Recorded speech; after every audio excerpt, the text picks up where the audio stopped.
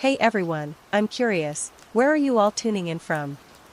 It would be great to hear a bit about the different places our community is connecting from around the world. Share where you're watching from and maybe a fun fact about your local area. I'm always excited to learn more about the amazing people who support us. Can't wait to hear your stories. Best regards. I've been wanting to share my stories and my family's stories for quite some time now. I've only told a few people, including a few YouTubers, but I don't think my stories have ever made it on any channel, or so I know of. Much of my family comes from the Saskatchewan area and Manitoba, and they all have their own harrowing tales to share. Like many people who inhabited those areas, especially during the summer and winter months, they've seen all sorts of things, everything from Bigfoot to strange shapes in the woods that they couldn't identify. But my family has had an issue with a being that has been following us for generations. I believe it's commonly known as the Wendigo, but I have never actually seen it myself, although much of my family claims to have. The first time I heard the word Naminot spoken aloud, but written on a yellowed piece of paper my grandmother slipped to me when I was 12, the temperature in our kitchen seemed to drop 10 degrees. She immediately took the paper back, struck a match, and burned it over the sink. The ashes swirled down the drain like tiny black snowflakes. "Never say it," she whispered, her weathered hands trembling. "Names have power. This one most of all." Generations of disappearance. My grandmother, Eliza, was born in a small cabin 40 miles north of Flin Flon, Manitoba, in 1942. She'd grown up in the harshest conditions imaginable. Winter temperatures that plummeted to minus 40 degrees Fahrenheit, blizzards that could bury a house in snow, and a landscape so vast and empty that a person could walk for days without seeing another human being. It was a land that demanded respect and caution. "Your great-uncle Thomas disappeared when he was 7, she told me once, her voice barely audible as we sat on her porch one summer evening. The cicadas buzzed in the trees, a stark contrast to the cold silence of her childhood home. It was January. The sun had just set, around 4 in the afternoon. Thomas was gathering kindling near the edge of our property. My father, your great-grandfather, was repairing a sled in the barn." She paused, her eyes fixed on something invisible in the distance. We heard Thomas laugh, then he called out, "Coming," and dropped his bundle of sticks. My mother screamed for him to stop, but he was already running toward the tree line. He said he saw his friend Billy there, but Billy had died of influenza 3 weeks earlier. The hair on my arm stood on end despite the summer heat. Father ran after him, but Thomas was gone. Just gone. They found one small footprint in the snow leading into the forest, and then nothing. Like he'd been plucked from the ground. They searched for 6 days, the entire community joined in, but a blizzard hit on the second day, obliterating any trail that might have existed. When spring came, they searched again, looking for any sign, clothing, bones, anything that might bring closure. "Nothing," grandmother said, "not a thread, not a button, not a single trace." It was like he never existed at all. Thomas wasn't the first in our family, and he wouldn't be the last. My grandfather's sister, Marielle, vanished in 1954 while gathering blueberries. In 1973, my father's cousin, Samuel, disappeared during a hunting trip, his rifle found leaning against a tree, unfired. In 1986, my mother's nephew, Joseph, walked into the forest behind his house to check a trapline and never returned. My father's encounter. My father, Daniel, had his own encounter when he was 19. He rarely spoke of it, but one night after too many drinks, the story spilled out of him like blood from a wound. "I was ice fishing with your grandfather on Lake Winnipeg," he said, his voice raw. "Mid-February, coldest damn day of the year. The ice was 3 feet thick, but it kept making these sounds, like something massive was moving underneath it."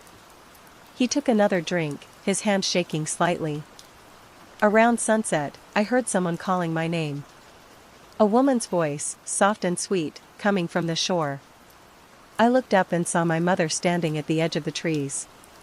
My breath caught in my throat. My paternal grandmother had died 2 years before this incident. She was smiling, waiting for me to come. I stood up, ready to go to her, when your grandfather grabbed my arm so hard it left bruises. "That's not your mother," he said. "Don't look at it. Don't listen." My father stared into his glass.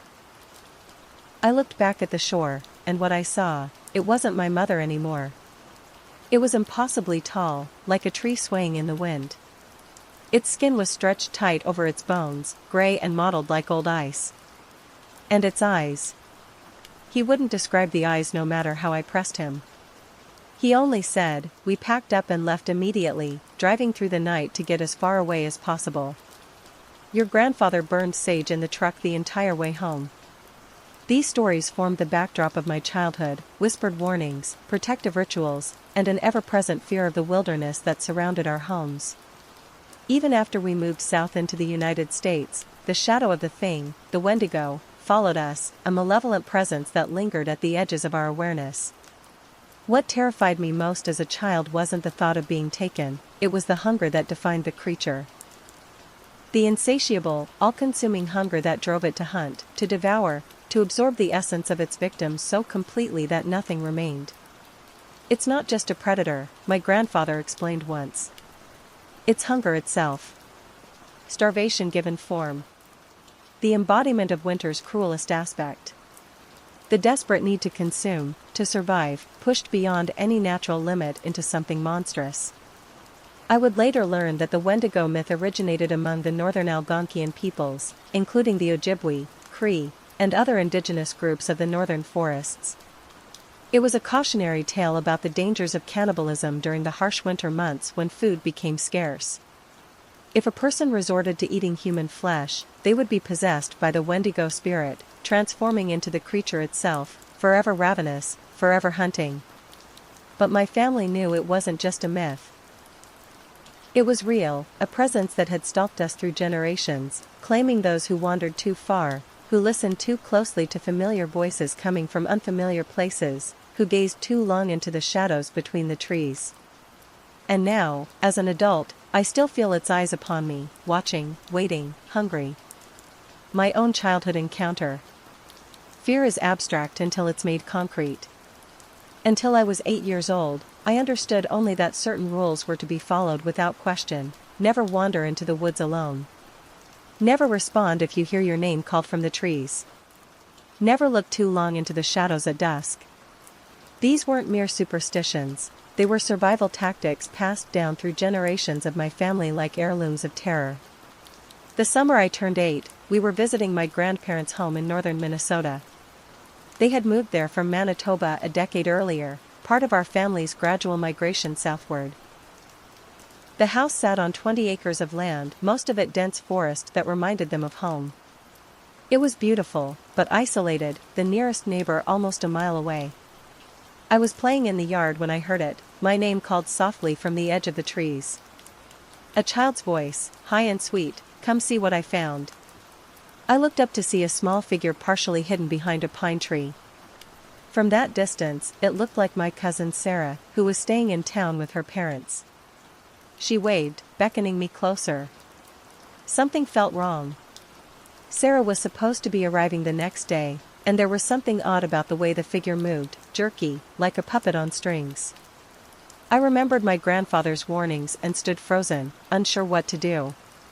The figure emerged slightly from behind the tree, and I caught a glimpse of its face.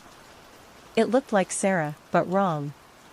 The smile too wide, the eyes too dark and empty, like holes cut into paper. "Don't you want to play?" It called, the voice perfectly mimicking my cousin's cadence, but with an underlying hollow quality, like wind through a cave. I ran for the house, heart pounding. My grandfather was in the kitchen and took one look at my face before grabbing his shotgun from above the door. "What did you see?" he demanded, his voice tight with fear. "Sarah," I stammered. "But she's not supposed to be here yet, and she looked wrong." He cursed under his breath and locked the door, then moved methodically through the house, securing every window, drawing every curtain. My grandmother lit a bundle of sage and began moving room to room, the smoke trailing behind her like a protective ghost. "It's not Sarah," my grandfather said finally, his face grim. "You know that, right?" I nodded, tears welling in my eyes. Good. You did right coming inside. Never trust what you see at the edge of the forest, especially if it looks like someone you know. That night, we heard scratching at the windows and soft voices calling our names.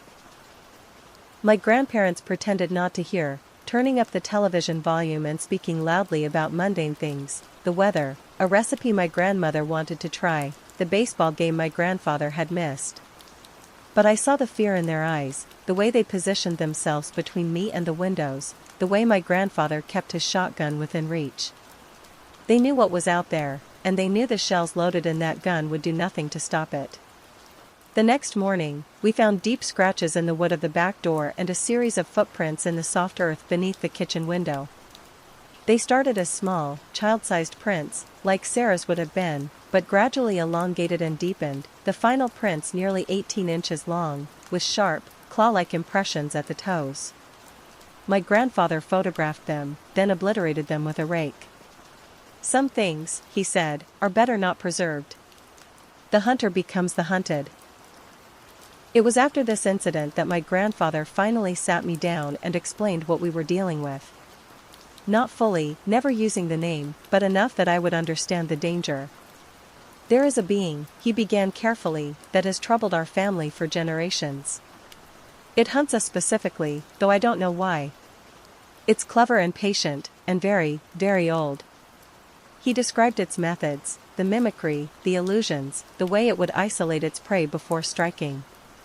It feeds on fear as much as flesh, he said. It will torment before it takes. That's why we never run, never show our terror. It savors that. When I asked what it looked like, truly looked like, he hesitated. Those who have seen its true form didn't live to describe it, he said finally. It appears differently to different people, often taking the shape of their deepest fears, but there are consistencies. He described a gaunt, towering figure with skin like bark or desiccated flesh stretched tight over an elongated frame, antlers or branches protruding from its head, eyes that burned with hunger and malice.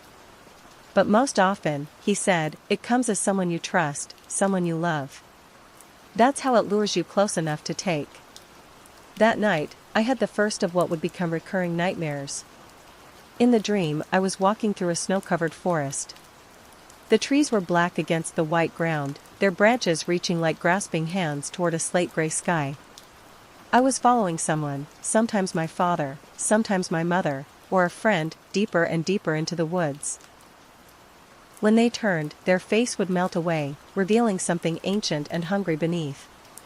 I would try to run, but the snow would deepen around my legs, holding me in place as the thing approached, its breath steaming in the frozen air, smelling of rot and iron and despair. I would wake screaming, and my parents would rush in, holding me until the terror subsided. They never dismissed my fears or told me it was just a dream. They knew better. As I grew older, the nightmares became less frequent but more vivid. Sometimes I would dream of my missing relatives, great-uncle Thomas playing in the snow, cousin Samuel cleaning his rifle. All of them turning to me with knowing smiles that stretched too wide across their faces. "It's not so bad, Samuel would say, his voice distorted as if coming through water. The hunger is the worst part, but you get used to it in time." I began to wonder if the missing weren't truly gone, but transformed, absorbed into the entity that hunted us, their memories and voices used as weapons against those they had once loved. This thought terrified me more than any other aspect of our family curse, the idea that if it took me, I might be used to lure my own children someday, my voice calling them to their doom from the shadows between the trees. When I was 14, my parents decided we needed to move further south, away from the deep forests that reminded us too much of the creature's original hunting grounds. We settled in a suburban area of Wisconsin, with manicured parks and small, managed woodlands that seemed too civilized to harbor ancient horrors. For almost 2 years, we had no incidents, no voices in the night, no familiar faces watching from the tree line, no unexplained scratches on our doors or windows. We began to hope, cautiously, that perhaps we had finally escaped its reach. Then my father's younger brother, Uncle Mark, came to visit. He had remained in Manitoba, one of the few family members who refused to flee south. He'd always been the skeptic in the family, dismissing the stories as superstition and coincidence. "You can't run from myths," he'd say with a laugh. "Might as well try to outrun your own shadow." He arrived on a Tuesday in October. By Friday, he was gone. The police found his car parked at the entrance to a small nature preserve 3 miles from our house. His jacket was folded neatly on the passenger seat, his wallet and phone inside the pocket. Despite an extensive search with dogs and volunteers, no other trace of him was ever found. The official report listed him as a missing person, probably suffering from mental health issues or amnesia, but we knew. We'd seen the change in his demeanor the night before he vanished. The way he kept glancing out the windows, the way he'd stopped mid-sentence several times as if listening to something none of the rest of us could hear. At the funeral, a somber affair with an empty casket, my grandfather leaned close to me and whispered, "It found us. We can never outrun it. We can only learn to survive it." I was 15 years old, and I understood then that this shadow would follow me for the rest of my life. That no matter where I went or what I did, I would always be looking over my shoulder, always listening for familiar voices calling from unfamiliar places, always wondering if today might be the day it finally came for me. The move to British Columbia.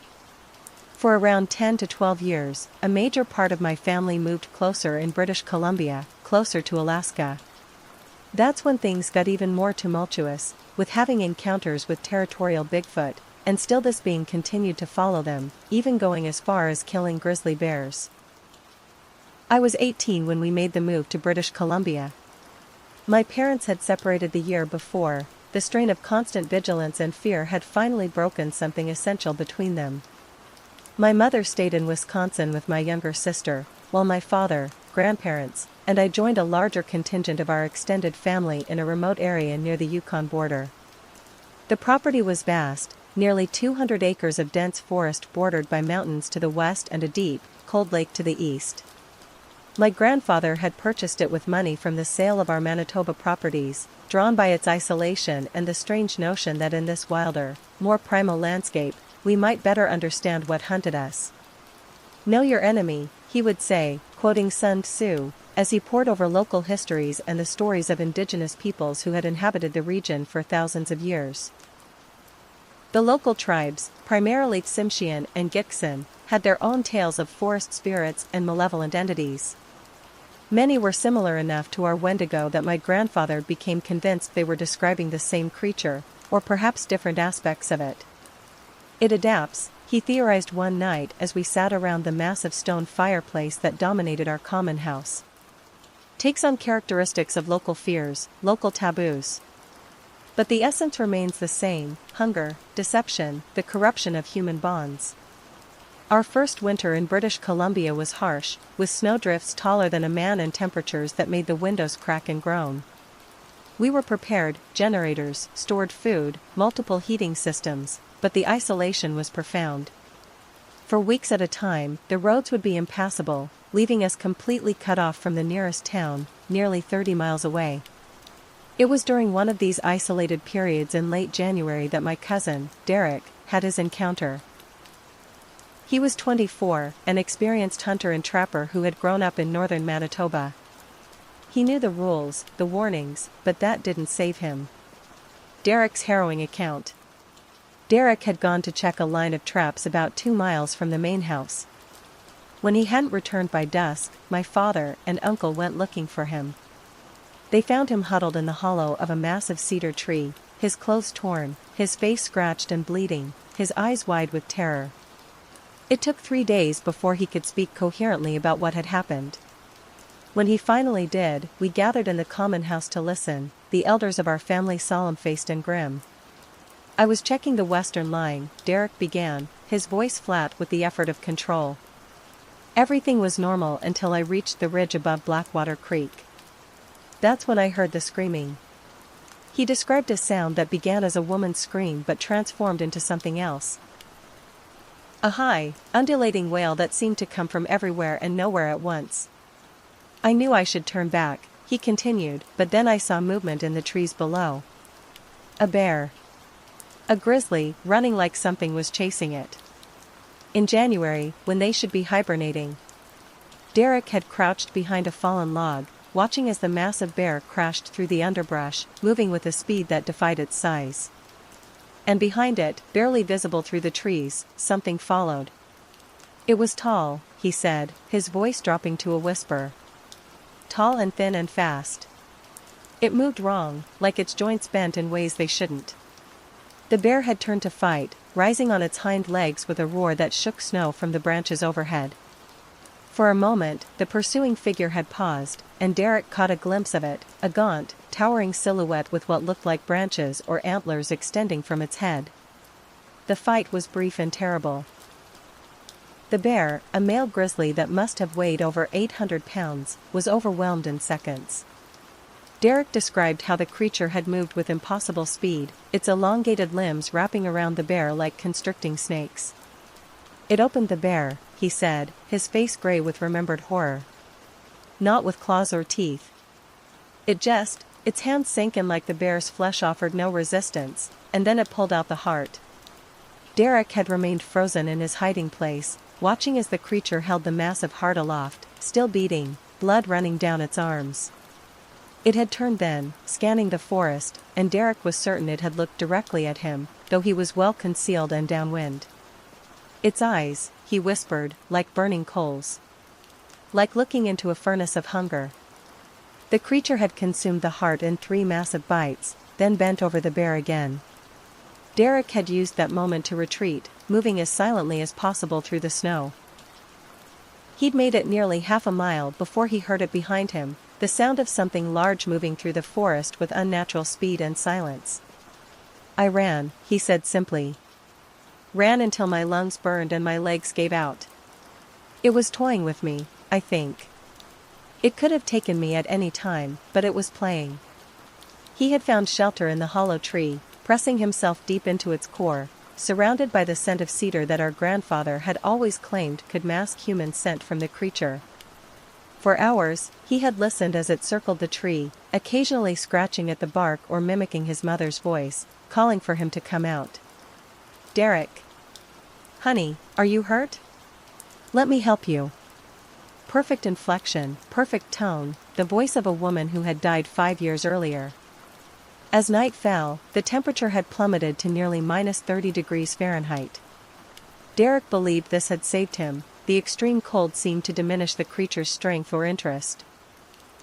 By midnight, the sounds had stopped, though he had remained in the hollow until my father and uncle found him the next morning.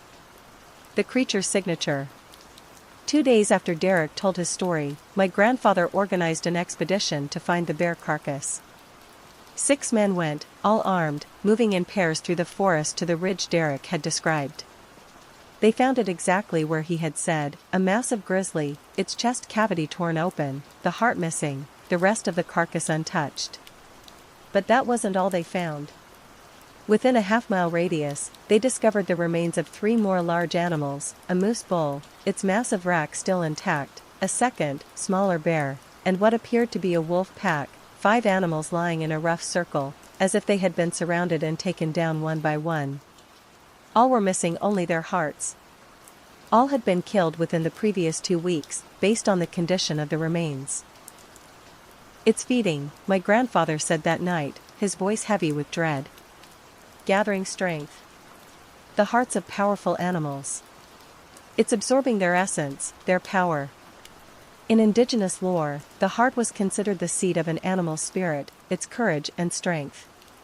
By consuming only this part, the creature was taking what it valued most, leaving the rest to waste, a display of terrible arrogance and power. Over the next month, we found 7 more carcasses, all with the same distinctive wound pattern, all missing only their hearts. Game cameras set up near fresh kills captured nothing but static or went mysteriously dark during crucial hours. Tracks found in the snow defied analysis, sometimes appearing human, sometimes animal, sometimes a disturbing hybrid of the two. The predations continued through February and into March before abruptly stopping.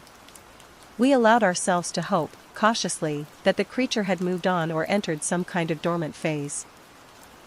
Then in early April, as the snow began to melt, my cousin Elaine's 7-year-old son, Michael, disappeared from the yard of their cabin.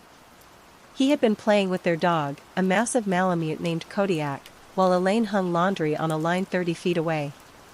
She looked away for less than a minute, she insisted. When she looked back, both boy and dog were gone. The search lasted 9 days, every family member, every neighbor within 50 miles, local search and rescue teams, even a helicopter from the provincial police. On the 4th day, they found Kodiak's body a mile from the cabin, his chest torn open, his heart missing. Of Michael, they found only a single small boot snagged on a branch near where the dog had made its last stand. The authorities suspected a bear attack, despite the unusual wound pattern on the dog and the fact that bear predation on humans was extremely rare in the region. They searched for remains, for blood trails, for any sign of what might have happened to the boy. We knew. We all knew. But how do you tell the authorities that your family is being hunted by an ancient, malevolent spirit that consumes its victims so completely that nothing remains? How do you explain generations of similar disappearances, the voices in the night, the familiar faces watching from the tree line? You don't. You accept their condolences, their theories about animal attacks or accident or foul play. You nod when they suggest grief counseling, when they assure you they'll continue investigating. And you burn sage in every room of your house, line your windows with cedar boughs, teach your children never to look too long into the shadows, never to trust a familiar voice calling from an unfamiliar place. After Michael, half our family left British Columbia, scattering across the western United States. My father, grandparents, and I moved to northern Idaho.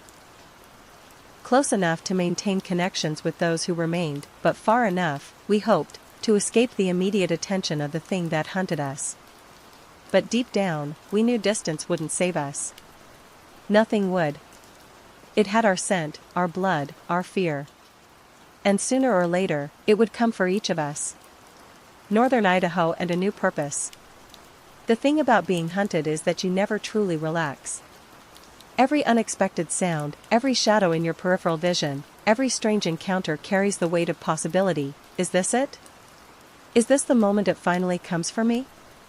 We settled in northern Idaho, in a small town nestled between 3 national forests, close enough to civilization to feel some security, remote enough to satisfy my grandfather's need for space and self-sufficiency. Our property sat at the end of a long gravel road, backed up against state land, hundreds of thousands of acres of pristine wilderness. I was 22 by then, taking online courses in anthropology and folklore. My academic interests inevitably shaped by our family's experiences. My father found work as a wilderness guide. My grandfather tended our property and continued his research into the nature of the thing that pursued us. For almost 3 years, we had no incidents, no missing pets, no unexplained sounds in the night, no familiar voices calling from the tree line. We began to establish routines, to form connections in the community, to build something that almost resembled a normal life. I even started dating, cautiously, always aware that bringing someone into our family meant potentially exposing them to danger they couldn't comprehend. Jason was a local guy, a forestry student who worked summers for the Park Service. Smart, kind, undemanding. He accepted my reluctance to go hiking or camping without question, never pushed when I declined invitations that would take us too deep into the wilderness. Some people just aren't outdoor types, he'd say with a shrug and a smile. If only he knew. The first sign that our period of grace was ending came in early autumn, for years after we'd moved to Idaho. My father returned from guiding a hunting party with a strange story. They had been tracking elk in a remote section of the Clearwater National Forest when they found a series of carcasses, a large bull elk, 2 deer, and a black bear, arranged in a rough circle in a small clearing.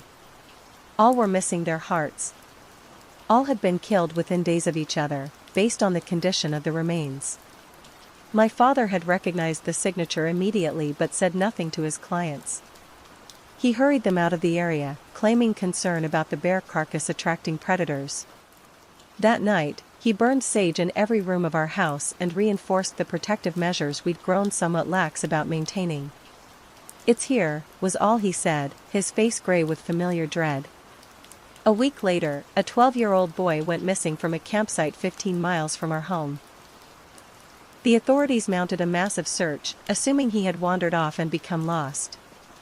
They found him 3 days later, alive but deeply traumatized, huddled in a hollow tree similar to the one that had sheltered my cousin Derek years before in British Columbia. The boy's story sent ice through my veins when I read it in the local paper. He claimed he had heard his mother calling him from the woods, had followed her voice deeper into the forest, until he realized the figure he was following was too tall, moved too strangely to be his mother. He had hidden in the tree while the tall man with the deer head searched for him, calling his name in his mother's voice all through the night. The authorities attributed his story to the hallucinations of a frightened child, dehydration, and exposure, but we knew. It was hunting again, and it had nearly claimed another victim. The incident with the boy seemed to unleash a wave of strange occurrences in the region. Hunters reported bizarre animal behaviors, deer standing motionless for hours, staring at nothing, birds falling silent in large patches of forest, as if something had moved through and silenced them, predators like mountain lions and wolves avoiding areas they had previously frequented. Local indigenous elders from the Nez Perce tribe began speaking about old spirits awakening in the forests, warning people to be cautious, to respect traditional boundaries and taboos.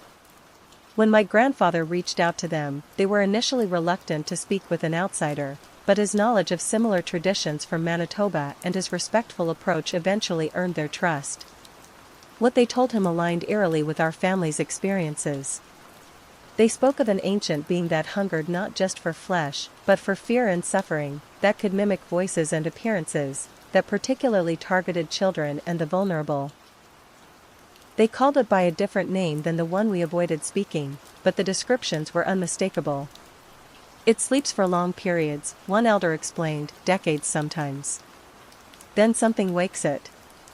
Usually human transgression, violation of sacred spaces, acts of cruelty or desecration. When my grandfather asked what might have awakened it recently, the elder was silent for a long moment. "The world is out of balance," he said finally. "Too much taking, not enough giving back. Too much cruelty, not enough compassion." As winter approached, the incidents continued, more animal carcasses found with their hearts removed, strange sounds in the night, voices calling from the darkness sometimes in languages no one recognized, glimpses of an impossibly tall, thin figure moving through the trees at dusk. Jason's disappearance and my resolve. Then in late November, Jason disappeared. We had been dating for nearly 8 months by then. I had begun to hope, cautiously, that perhaps the curse that followed my family might spare this one relationship. Jason was practical, level-headed, but also open-minded. I had started to think about telling him the truth, not all at once, but gradually preparing him to understand the reality we lived with. I never got the chance. He had gone bow hunting with friends on a Saturday morning, separating from the group to follow a promising elk trail. When he failed to return to their rendezvous point by dusk, his friends began searching. They found his bow, his pack, and one boot arranged in a neat line at the edge of a small clearing. Of Jason himself, there was no sign. The search lasted 2 weeks, hundreds of volunteers, search and rescue teams, helicopters with thermal imaging, tracking dogs, found nothing beyond that single line of possessions. It was as if he had simply vanished into thin air. I knew better. I recognized the signature of the thing that had hunted my family for generations, and I felt the crushing weight of guilt. If I had warned him, if I had told him what to watch for, what to avoid, perhaps he might have recognized the danger in time. Or perhaps he would have dismissed it as superstition and been taken anyway. There was no way to know, and that uncertainty gnawed at me alongside my grief. The night after the official search was called off, I heard Jason's voice outside my window. "Emma," he called softly, using the nickname only he used for me. "Emma, I'm cold. Please let me in." His voice was perfect, the slight Midwestern accent, the way he always sounded slightly amused, as if life itself entertained him. For one terrible moment, hope flared in my chest. Had he somehow survived? Had the searches somehow missed him? Then I remembered what we were dealing with, what it could do. I turned away from the window, pressed my hands over my ears, and began reciting the protective chants my grandmother had taught me as a child, The voice continued for hours, gradually changing, becoming less Jason and more something else. By dawn, it was no longer recognizable as human, just a low, rhythmic clicking punctuated by what sounded like the creaking of massive tree limbs and high wind. When I finally looked outside after sunrise, I found deep gouges in the wooden siding beneath my window, as if something with enormous strength had tried to claw its way in. The marks were over 8 feet off the ground. After Jason, something changed in me. The fear that had been my constant companion since childhood crystallized into something harder, sharper, a deep, simmering rage. This thing had taken too much from us, family members, peace of mind, any chance at a normal life. And now it had taken someone I loved, someone who had no connection to our family beyond me, who had done nothing to deserve such a fate. I began my own research, separate from my grandfather's. Where he sought to understand the creature through folklore and historical accounts, I looked for vulnerabilities, for weapons. I studied Algonquian, Cree, and Ojibwe legends about defeating Wendigo spirits. I reached out to elders from various tribes, to academics specializing in indigenous mythology, to practitioners of traditional medicine and protective magic. Most dismissed me as a curious student or an eccentric hobbyist. A few recognized the urgency behind my questions and offered what guidance they could. None had definitive answers, but patterns emerged, consistent themes about the creature's weaknesses, its limitations. Fire was mentioned repeatedly, not ordinary flame but sacred fire, ritually prepared and maintained. Certain herbs and plants, sweetgrass, cedar, tobacco, had protective properties when properly harvested and prepared. Silver was mentioned in some accounts, copper in others. But the most consistent theme was sacrifice, not human sacrifice, but the willing surrender of something valuable, blood freely given, possessions of emotional significance burned or buried at crossroads. The Wendigo is consumption without giving, one Cree elder told me during a phone consultation that cost me 3 months' savings. It takes and never gives back. To defeat such a spirit, one must restore balance. Give willingly what it would take by force. What exactly that meant, how to implement such a strategy against a creature that had eluded and terrorized my family for generations, remained unclear. But for the first time, I felt a sense of purpose beyond mere survival, beyond the constant vigilance and fear that had defined my existence. If this thing could hunt, so could I. If it had strategies and methods honed over centuries, I would develop my own. I would find its weaknesses, its vulnerabilities, and I would exploit them. I didn't share these thoughts with my father or grandfather. They had survived by avoiding, by hiding, by running when necessary. My approach was different, more direct, more confrontational. They wouldn't have approved, and I couldn't risk them interfering with what I was beginning to see as my life's purpose. As winter deepened around us, I continued my research and began gathering supplies. The herbs and plants mentioned in the lore, silver and copper in various forms, materials for the rituals I was piecing together from disparate sources. I didn't have a complete plan yet, but the outline was forming. I would no longer be merely prey, I would become a hunter in my own right.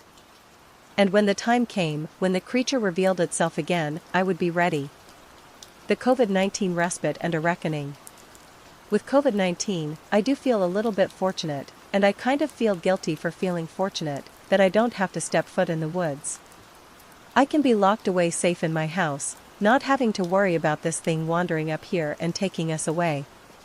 I feel like for now, as long as my family and I aren't going out into the woods by ourselves or with each other, we should be okay. For how long, I don't know, but fall's coming up here really soon, and my family relies heavily on hunting and deer for meat to get through the winter, which means that we need to go hunting out in the woods. The pandemic brought an unexpected respite. For months, we remained isolated on our property, venturing out only for essential supplies. The forests that surrounded us became temporarily forbidden territory, not because of the entity that hunted us, but because of a more mundane threat that kept the entire world in its grip. I used the time to refine my plans, to gather more information, to prepare both mentally and physically for what I increasingly saw as an inevitable confrontation. My makeshift workshop in the basement became a repository of potential weapons and protective items, bundles of herbs hanging from the ceiling to dry, jars of mixtures based on traditional formulas, silver and copper objects collected from antique stores and online sources. My father and grandfather noticed my activities but said little. I think they understood that each of us coped with our family curse in our own way. For them, knowledge and avoidance had been the strategy. For me, it was becoming something else entirely. As summer waned and autumn approached, a new tension entered our household. The pandemic continued, but certain necessities couldn't be postponed indefinitely. Chief among them was our annual hunting trip, a practical matter of securing meat for the winter months. We had always been a self-sufficient family, and store-bought meat was both expensive and, to my grandfather's palate, inferior. "We'll need to go out soon," my father said one evening in early September, studying a calendar on the kitchen wall. "The season opens in 3 weeks. If we wait too long, the best areas will be picked over." The unspoken concern hung heavy in the air.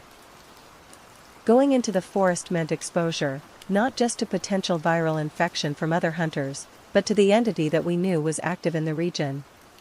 "I've been thinking about that," I said carefully.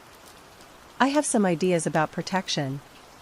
My father and grandfather exchanged glances. "What kind of protection?" my grandfather asked, his voice neutral but his eyes sharp with concern.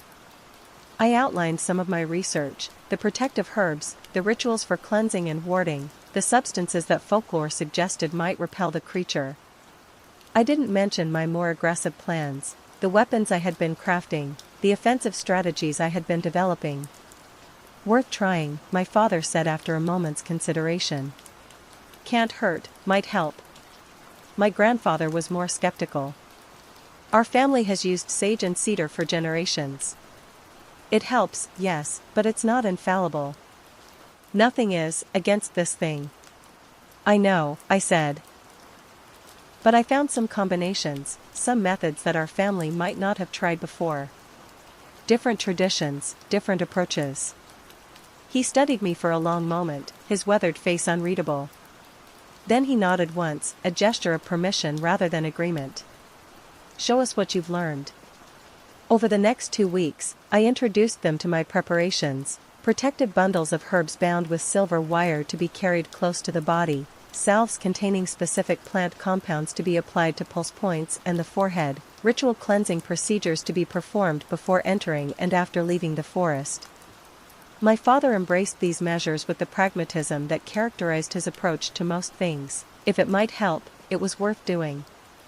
My grandfather was more reserved, observing my demonstrations with thoughtful silence, occasionally asking pointed questions about the sources of my information, the reasoning behind specific components. Neither of them asked about the locked cabinet in the corner of my workshop, the one containing the more aggressive elements of my preparation: the silver-tipped arrows, the copper blades, the carefully formulated substances based on the most obscure and specific accounts I had found in my research. Some secrets were better kept, even from family. Confrontation in the Clearwater National Forest. The hunting season opened on a clear, cold Saturday in late September. We rose before dawn, performed the protective rituals I had designed, and gathered our equipment. My father and grandfather carried their traditional hunting rifles, while I opted for a compound bow, partly because I preferred the challenge and quiet of archery, partly because it allowed me to bring my specially prepared arrows without raising questions. We drove to our chosen hunting ground, a remote section of the Clearwater National Forest that had historically provided good deer hunting, and parked at the end of a seldom-used Forest Service road. From there, we would hike approximately 3 miles to a series of ridges that offered good visibility and shooting lanes. The forest was beautiful in the early morning light, mist rising from the ground, autumn colors beginning to paint the canopy, the air crisp and scented with pine and earth. It would have been peaceful, if not for the constant awareness of what might be watching from the shadows, what might be listening for any sign of vulnerability or isolation. We moved as a tight group, maintaining visual contact at all times, stopping every half hour to perform abbreviated versions of the protective rituals. My father led, my grandfather took the rear position, and I remained in the middle, constantly scanning our surroundings for any sign of unusual activity. By mid-morning, we had reached our primary hunting area and established positions about 50 yards apart, close enough to maintain visual contact through the trees, far enough to avoid spooking game with excessive human scent or movement. For several hours, nothing happened. We saw deer, a small group of does, a young spike buck not worth taking, but held our fire, waiting for something more substantial. The forest around us seemed normal, the birds and small animals going about their business undisturbed, showing none of the unnatural silence or stillness that often preceded an appearance of the entity. It was nearly noon when I first sensed something was wrong, a subtle shift in the atmosphere, a deepening of shadows that had nothing to do with cloud cover or the position of the sun. The birds fell silent in a wave, the silence spreading outward from a point somewhere to the north of our position. I made the hand signal we had agreed upon. 3 quick gestures that alerted my father and grandfather to potential danger. They acknowledged with slight nods, shifting their positions to put their backs against trees, scanning the forest with increased vigilance. The first concrete sign came minutes later, a deer bounding through the underbrush, moving with the blind panic of prey in the presence of a predator. It passed within yards of my position, so focused on escape that it took no notice of me. Its eyes were wide with terror, foam flecking its muzzle. Then came the scent, a cold, rotting odor that cut through the clean autumn air like a blade. My father had described it once as winter and death and hunger, and the description was apartment. It carried a wrongness that triggered deep, instinctual revulsion. My grandfather made a quick gesture, retreat. We had agreed beforehand that at the first definitive sign of the entity's presence, we would withdraw immediately, returning to the safety of our vehicle and the protective boundaries we had established at home. I should have obeyed.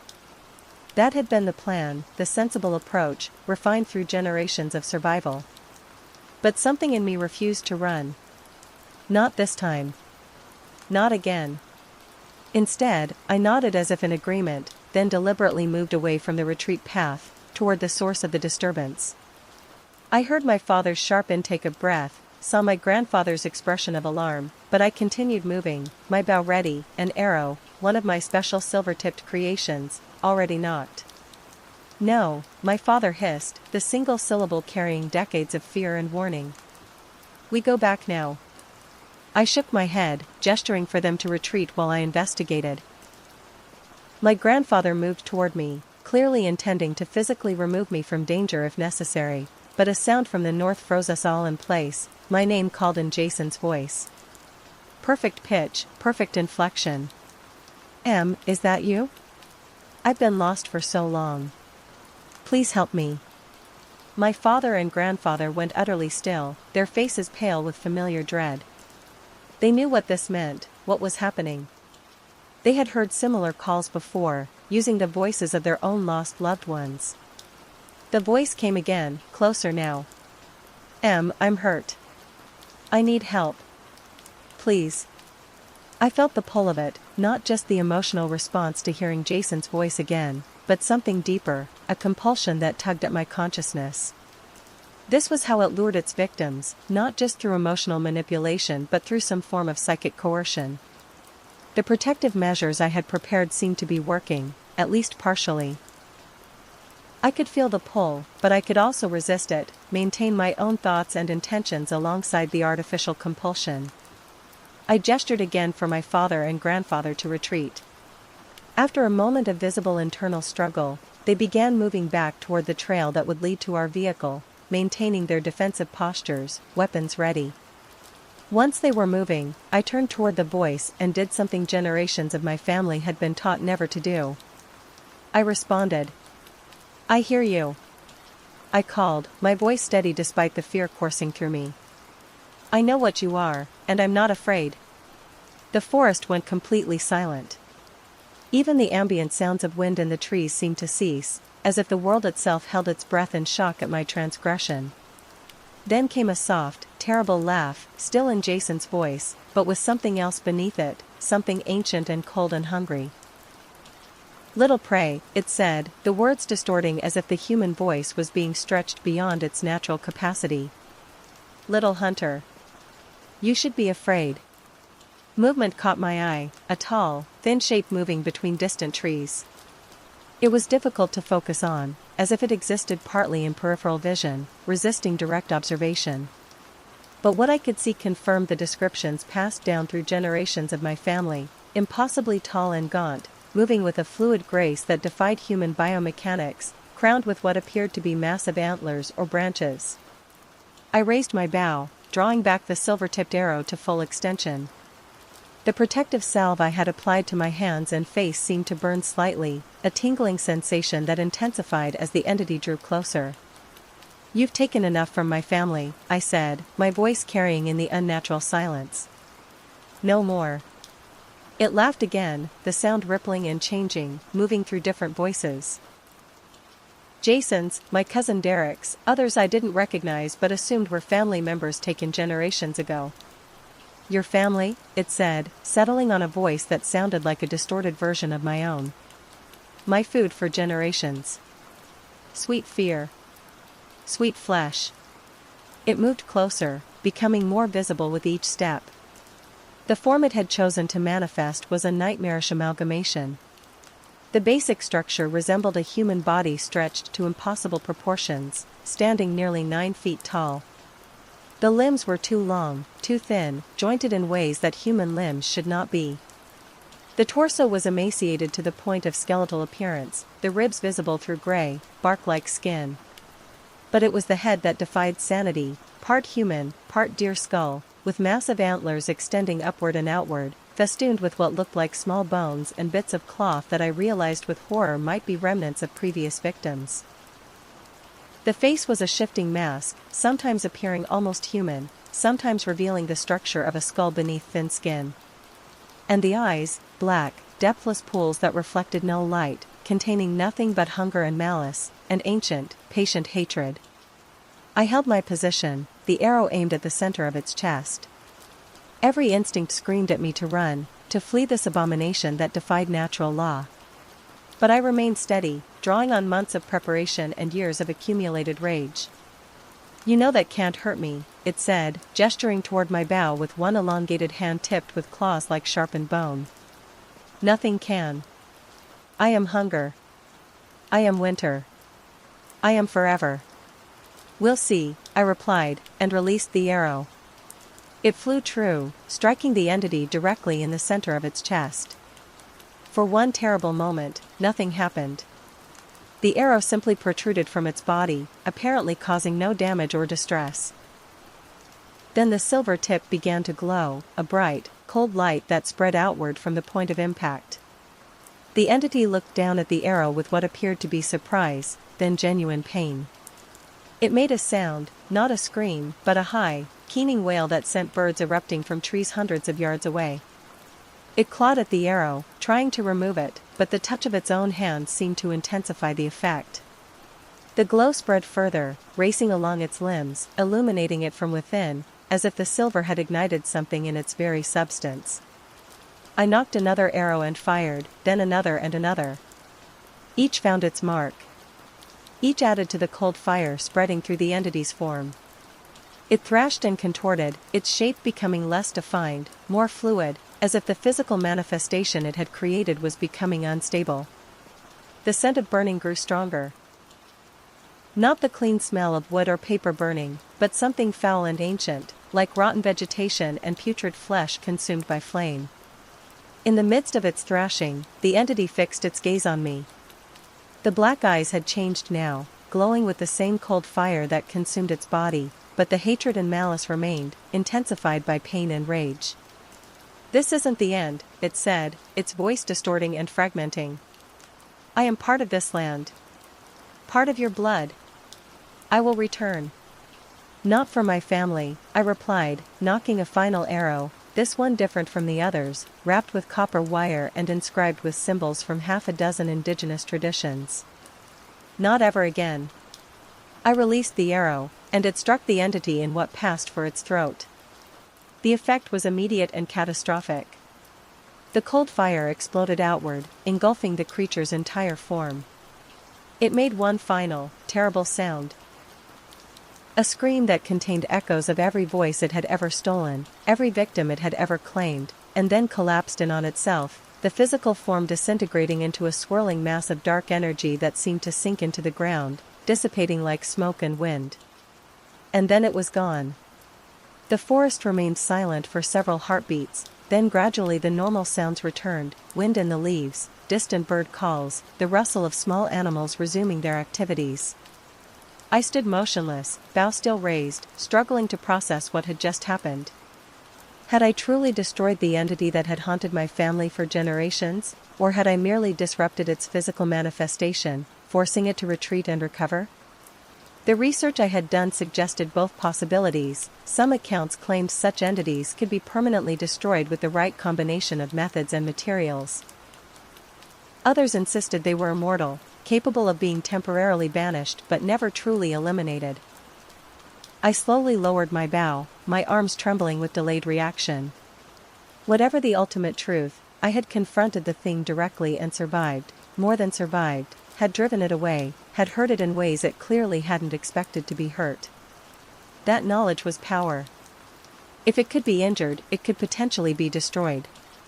If not by me, then by someone else in my family line who would build on what I had learned, what I had done.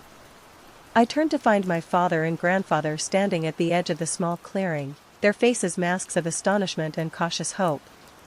They had disobeyed my gesture to retreat, had witnessed everything. "Is it?" my father began, unable to complete the question. "Gone," I said. "For now, at least." My grandfather moved forward slowly, examining the ground where the entity had stood. There was no physical trace of its presence, no footprints, no blood, no ash. But he knelt and touched the earth, then raised his fingers to his nose. "The corruption is less," he said after a moment. "The wrongness it carried, I can still sense it, but diminished. Wounded."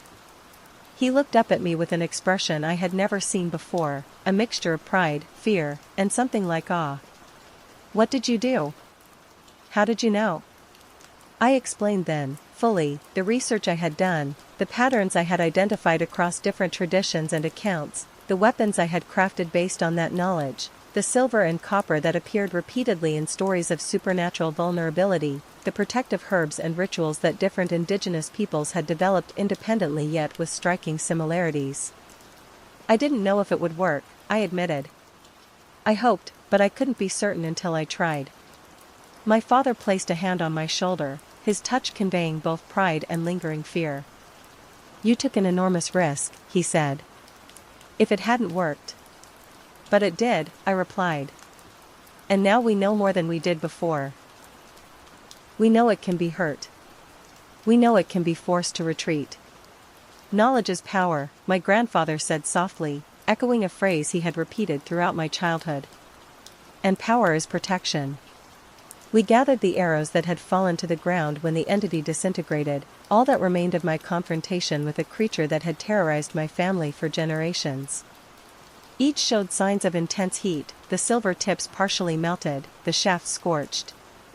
I would study them later, looking for clues about what had happened, what had worked, and why. For now, it was enough to know that we had won a victory, however temporary it might prove to be. As we hiked back to our vehicle, the forest seemed different, lighter somehow. The shadows less threatening, the air cleaner and fresher. I knew it might be psychological, the natural relief following intense danger, but it felt real nonetheless. "What now?" my father asked as we loaded our equipment into the truck. I looked back at the forest, thinking of the generations of my family who had lived in fear, who had lost loved ones to the hunger of the entity, of Jason, whose voice it had used to try to lure me to my death, of all the futures that had been stolen or diminished by its predation. "Now we learn more," I said. "We prepare better. We share what we know with the rest of the family, with others who might be facing similar threats." My grandfather nodded slowly. "From prey to predator," he said. "Not predator," I corrected him. "Protector. There's a difference."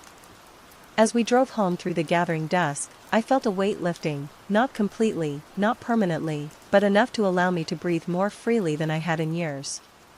The entity might return, might find new ways to threaten us, but we were no longer helpless before it. We had knowledge now, and experience, and the beginning of a strategy. For the first time in generations, my family had hope. Not just of survival, but of eventual freedom from the shadow that had darkened our lives for so long. I mean, is it possible that there is any truth at all to the fact that there is an evil, murderous spirit roaming the woods of northern Canada known as the Wendigo, or is it just all in our heads? I don't claim to know with absolute certainty. What I do know is that something hunted my family for generations, something that could mimic voices, create illusions, and kill with terrible efficiency. Something that consumed its victims so completely that often nothing remained. Call it a Wendigo, a manifestation of primal fear, a previously undocumented predator, or a shared delusion if you must. The name matters less than the reality we experienced. What matters more is that we are no longer simply its prey. We have found our own power, our own voice in this ancient, ongoing story. We have transformed from victims to defenders. And if it returns, when it returns, we will be ready. Darren's Appalachian Trail encounter. Last July, I woke up on a narrow trail with a racing heart and a sense that everything could collapse if I made one wrong move. Ahead, a torn piece of fabric snagged on a branch hinted at something more unsettling than a simple hiker accident. I only realized how wrong everything had gone when I heard that unsettling noise echo from the undergrowth. My pulse thundered, and I knew I had to keep going or risk vanishing for good. My name is Darren Price, and it happened to me back in 2008 in Franconia Notch, along the Appalachian Trail.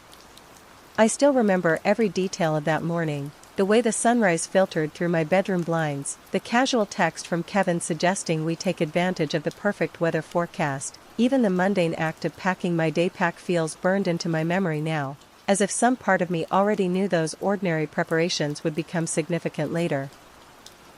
I'd driven up to New Hampshire with my college friend, Kevin, because we'd heard about the stunning ridge walks, but we wanted just a day's loop before heading back. We parked early, around dawn, thinking we'd beat any crowds and get that serene wilderness experience. The Franconia Notch parking lot was nearly empty when we arrived. A rusted pickup truck sat at one end, and a compact sedan with Massachusetts plates occupied a spot near the trailhead sign. Otherwise, the lot was vacant, the asphalt still glistening with morning dew.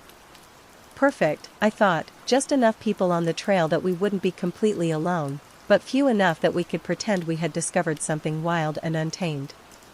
Kevin pulled his camera from its padded case, checking the battery level before slinging it around his neck.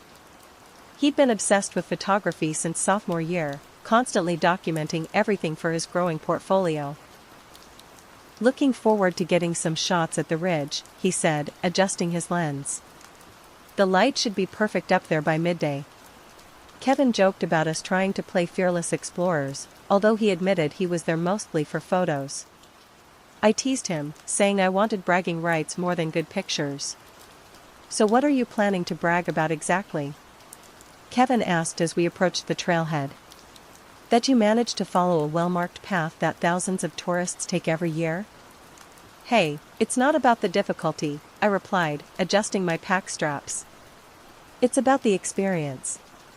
Most people don't venture beyond the lookout points, we're doing the full loop. Kevin rolled his eyes. Whatever helps you sleep at night, man. Signs of trouble. The trail began gently enough, a well-worn path cutting through dense forest, marked by blue blazes painted on trees at regular intervals. The morning air carried that distinctive northernwood scent.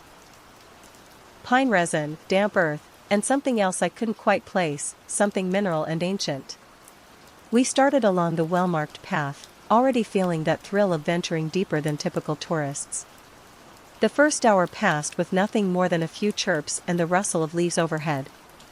Kevin snapped pictures of the peaks and the enormous boulders scattered across the forest floor.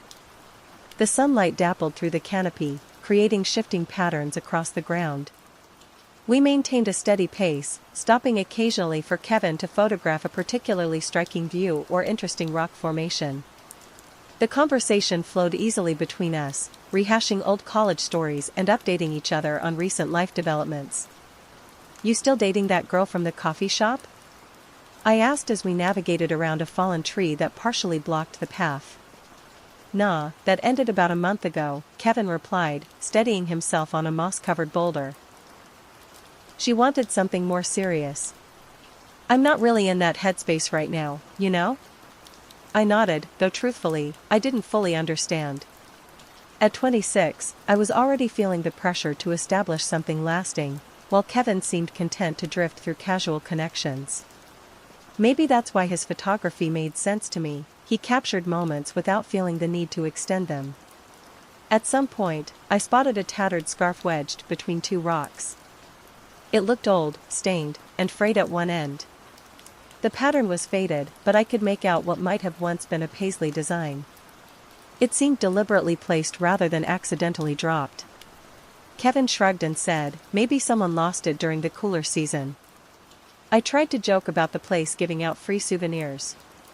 We both laughed, but we also shared that moment of silent curiosity. Why leave it behind so deliberately?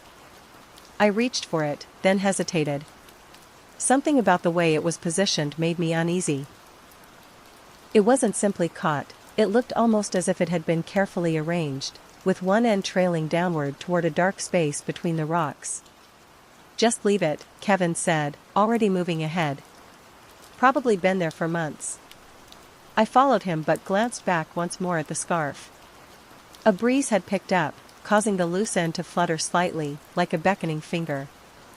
The trail began to incline more steeply after that.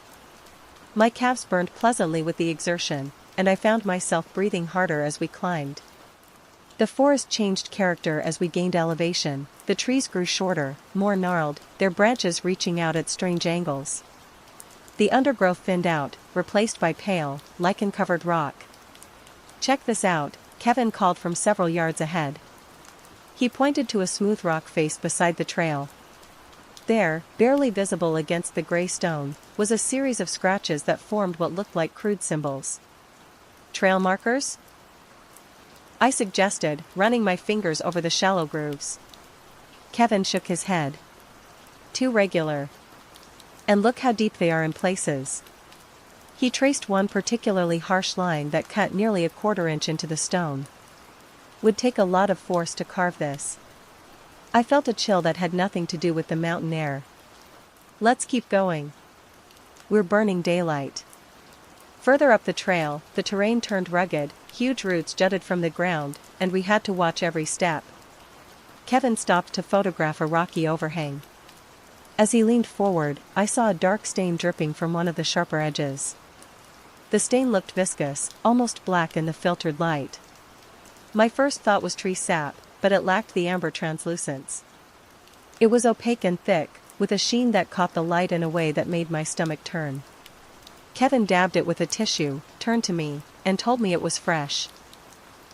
He didn't say more, and I didn't press him, but we both understood that the day might turn out differently than planned.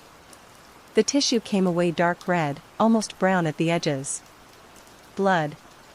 Recent animal, probably, I said quickly, needing to assign a rational explanation. Maybe a wounded deer passed through, or a predator dragging prey. Kevin nodded, but his expression had changed. The carefree photographer was gone, replaced by someone more alert, more cautious. He slipped the stained tissue into a small plastic bag and tucked it into his pocket. "Why are you keeping that?" I asked. "Evidence," he replied, not meeting my eyes. "Just in case." "In case of what?" He didn't answer, just shouldered his pack and continued up the trail. We decided to keep going, half convinced we'd stumble on an injured hiker who needed help.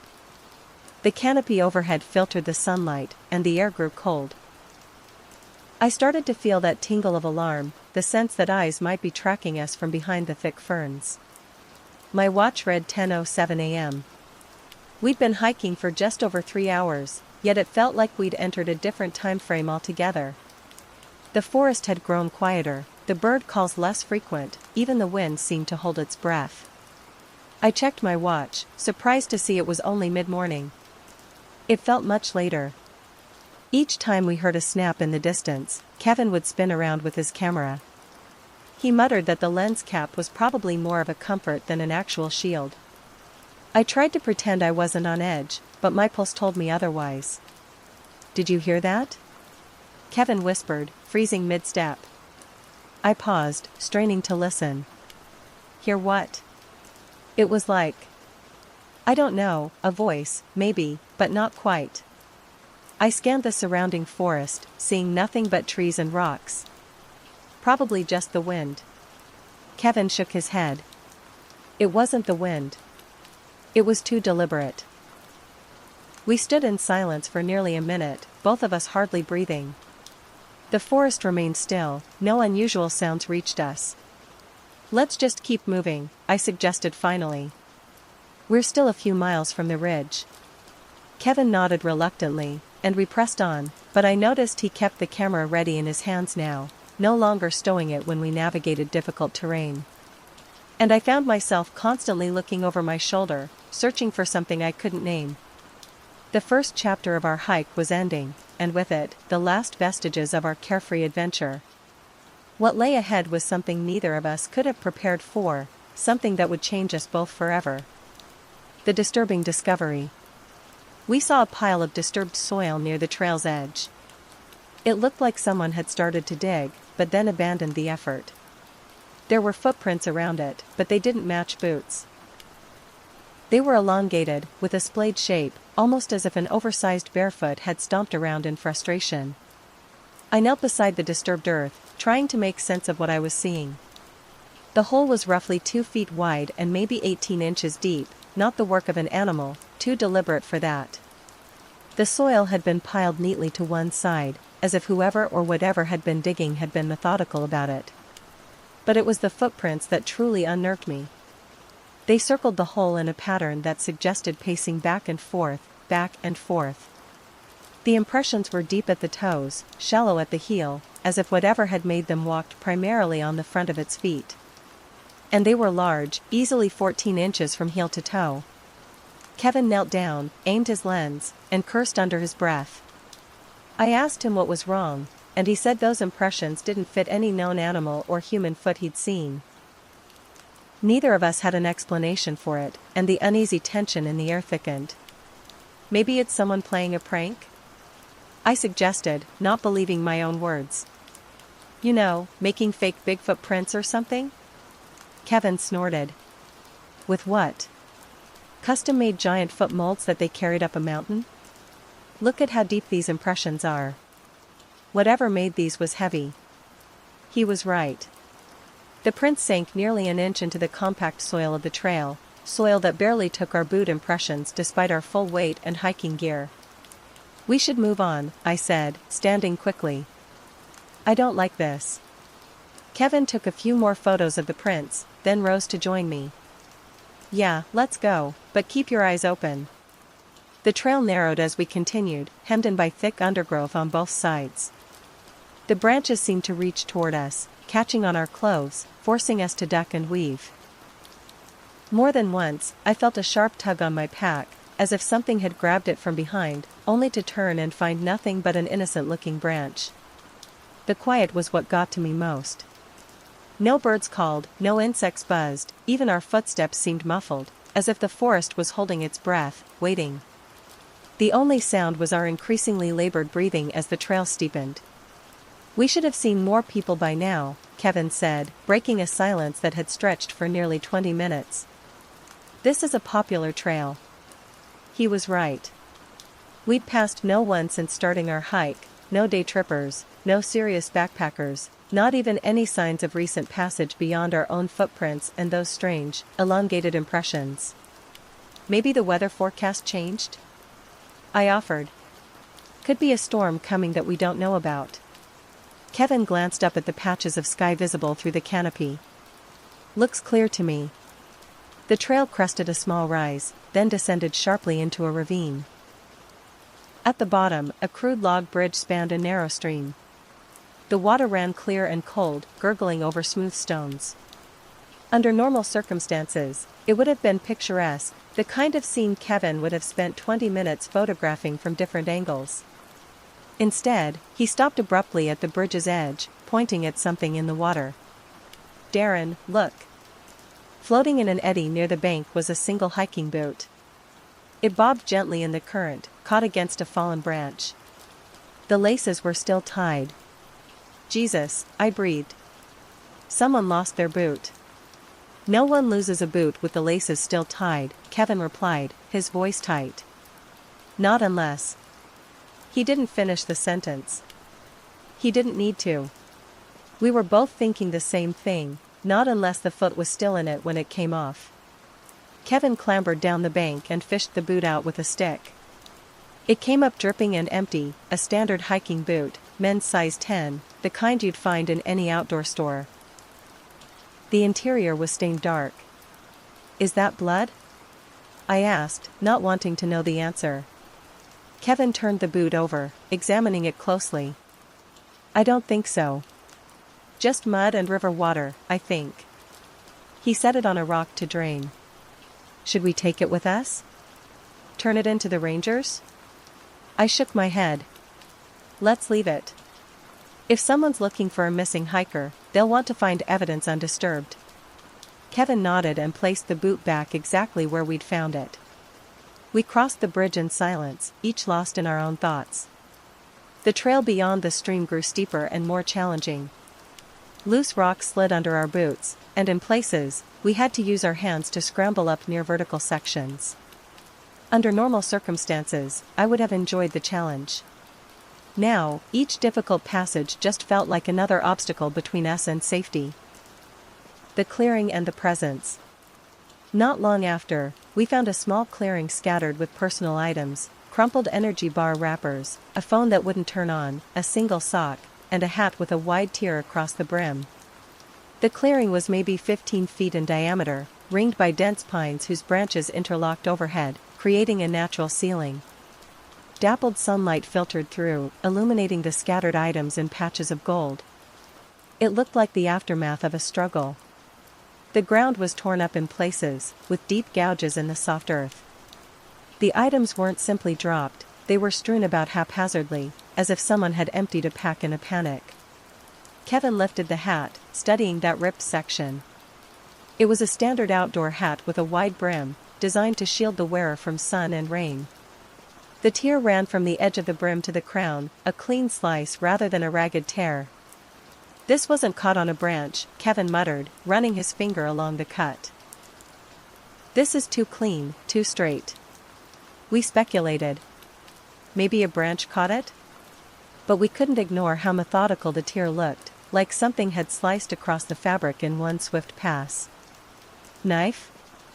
I suggested. Kevin shook his head. Too smooth for a serrated blade. Maybe a razor. Or a really sharp claw. I didn't like the implications of either option.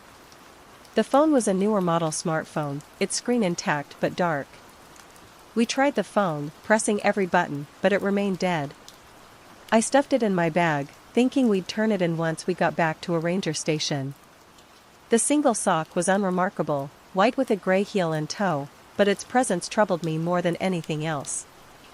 Who loses one sock? And where was its mate? Where was the owner's other foot? Should we call out? I asked Kevin. Maybe whoever these things belong to is nearby. Kevin considered for a moment, then cupped his hands around his mouth. Hello? Is anyone there? Do you need help? His voice seemed to travel only a few feet before being swallowed by the dense forest. No echo returned, no response came. He tried again, louder this time. Hello? Anyone there? Still nothing. Just that oppressive silence, now seeming even heavier after the intrusion of human voices. They're not here, Kevin said finally, his voice dropping to almost a whisper. Or they can't answer. Maybe they went to get help? I suggested. Kevin gestured at the scattered items. Without their phone? Without their hat? Would you leave all your stuff behind if you were going for help? He had a point. No one would abandon their belongings like this unless something had forced them to flee, or they had been unable to take their possessions with them.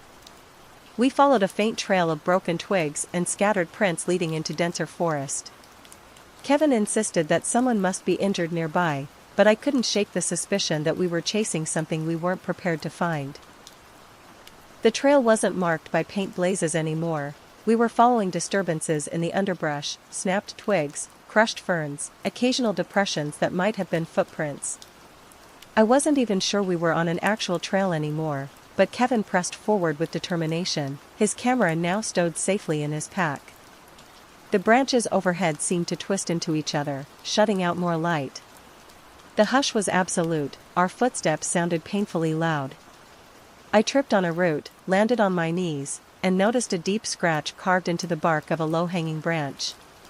The scratch was vertical, about 3 feet long, and deep enough that sap still oozed from it. It wasn't the only one. As I looked around, I saw similar marks on nearby trees, all vertical, all roughly the same length, all seeming relatively fresh. "Kevin," I said, pointing to the marks. "Look at this." He examined the nearest scratch, running his fingers along its edge. "Something sharp made these. Too high for most animals, unless they stood on their hind legs," I offered. "Even then," Kevin replied, measuring the height with his hand, "this is what, 7 feet up? What stands 7 feet tall in these woods?" The question hung in the air, unanswered. Neither of us had a plausible explanation, and neither of us wanted to voice the implausible ones that came to mind. That was when I first smelled a rank odor, like old rot mixed with damp moss. Kevin smelled it too, gagging slightly as he backed away. The smell hit without warning.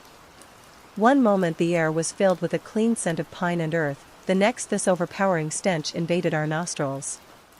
It reminded me of roadkill left too long in the summer sun, but with an underlying muskiness that was almost animal. "What the hell is that?" Kevin gasped, covering his nose with his shirt. "No idea," I replied, doing the same. "Dead animal, maybe?" But even as I suggested it, I knew this was different. The smell seemed to come from everywhere and nowhere at once, permeating the very air around us. And there was something else about it, something I couldn't quite identify, but that triggered a primal response in my brain: fear. We pressed on, each footstep heavier than the last.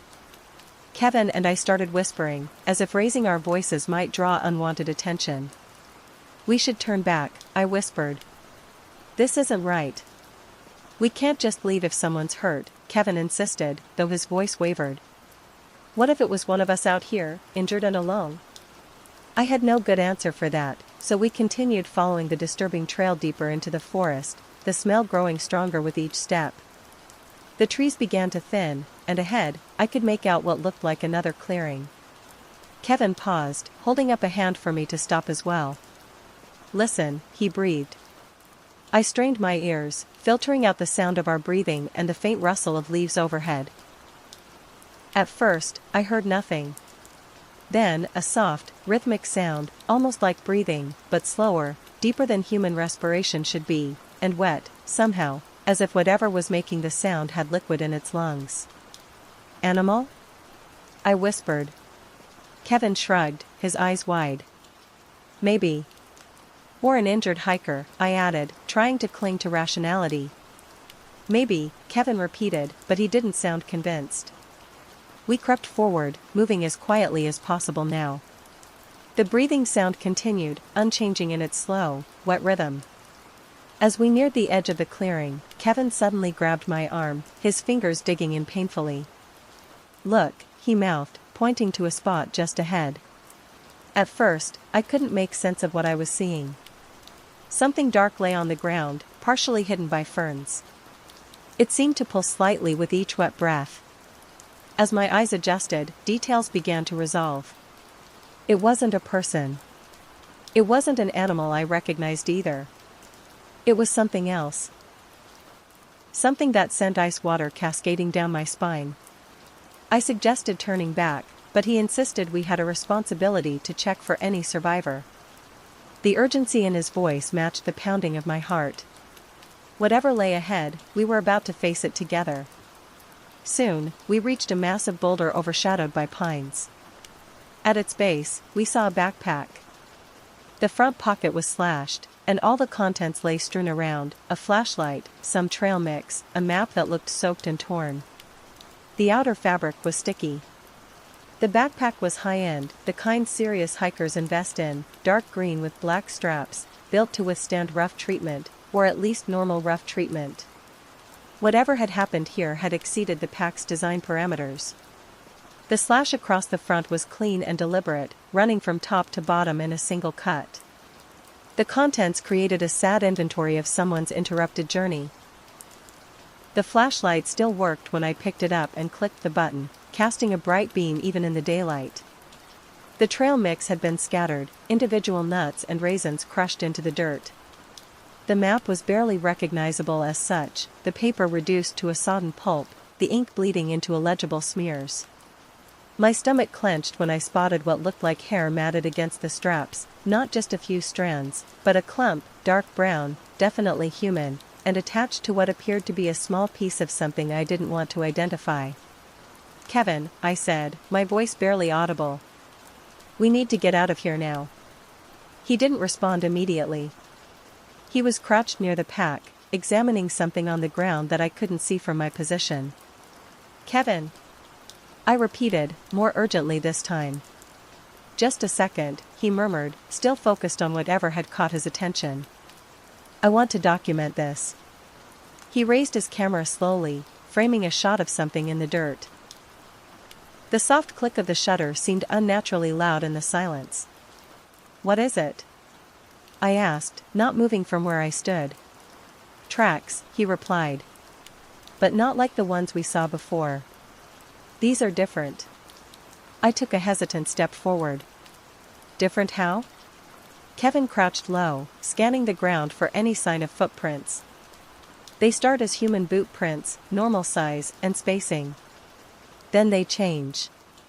The stride lengthens, and the impression deepens at the front, like whoever was walking suddenly shifted their weight forward. And then," he pointed to a spot several feet away, "they're not human anymore." I followed his gaze and felt my breath catch.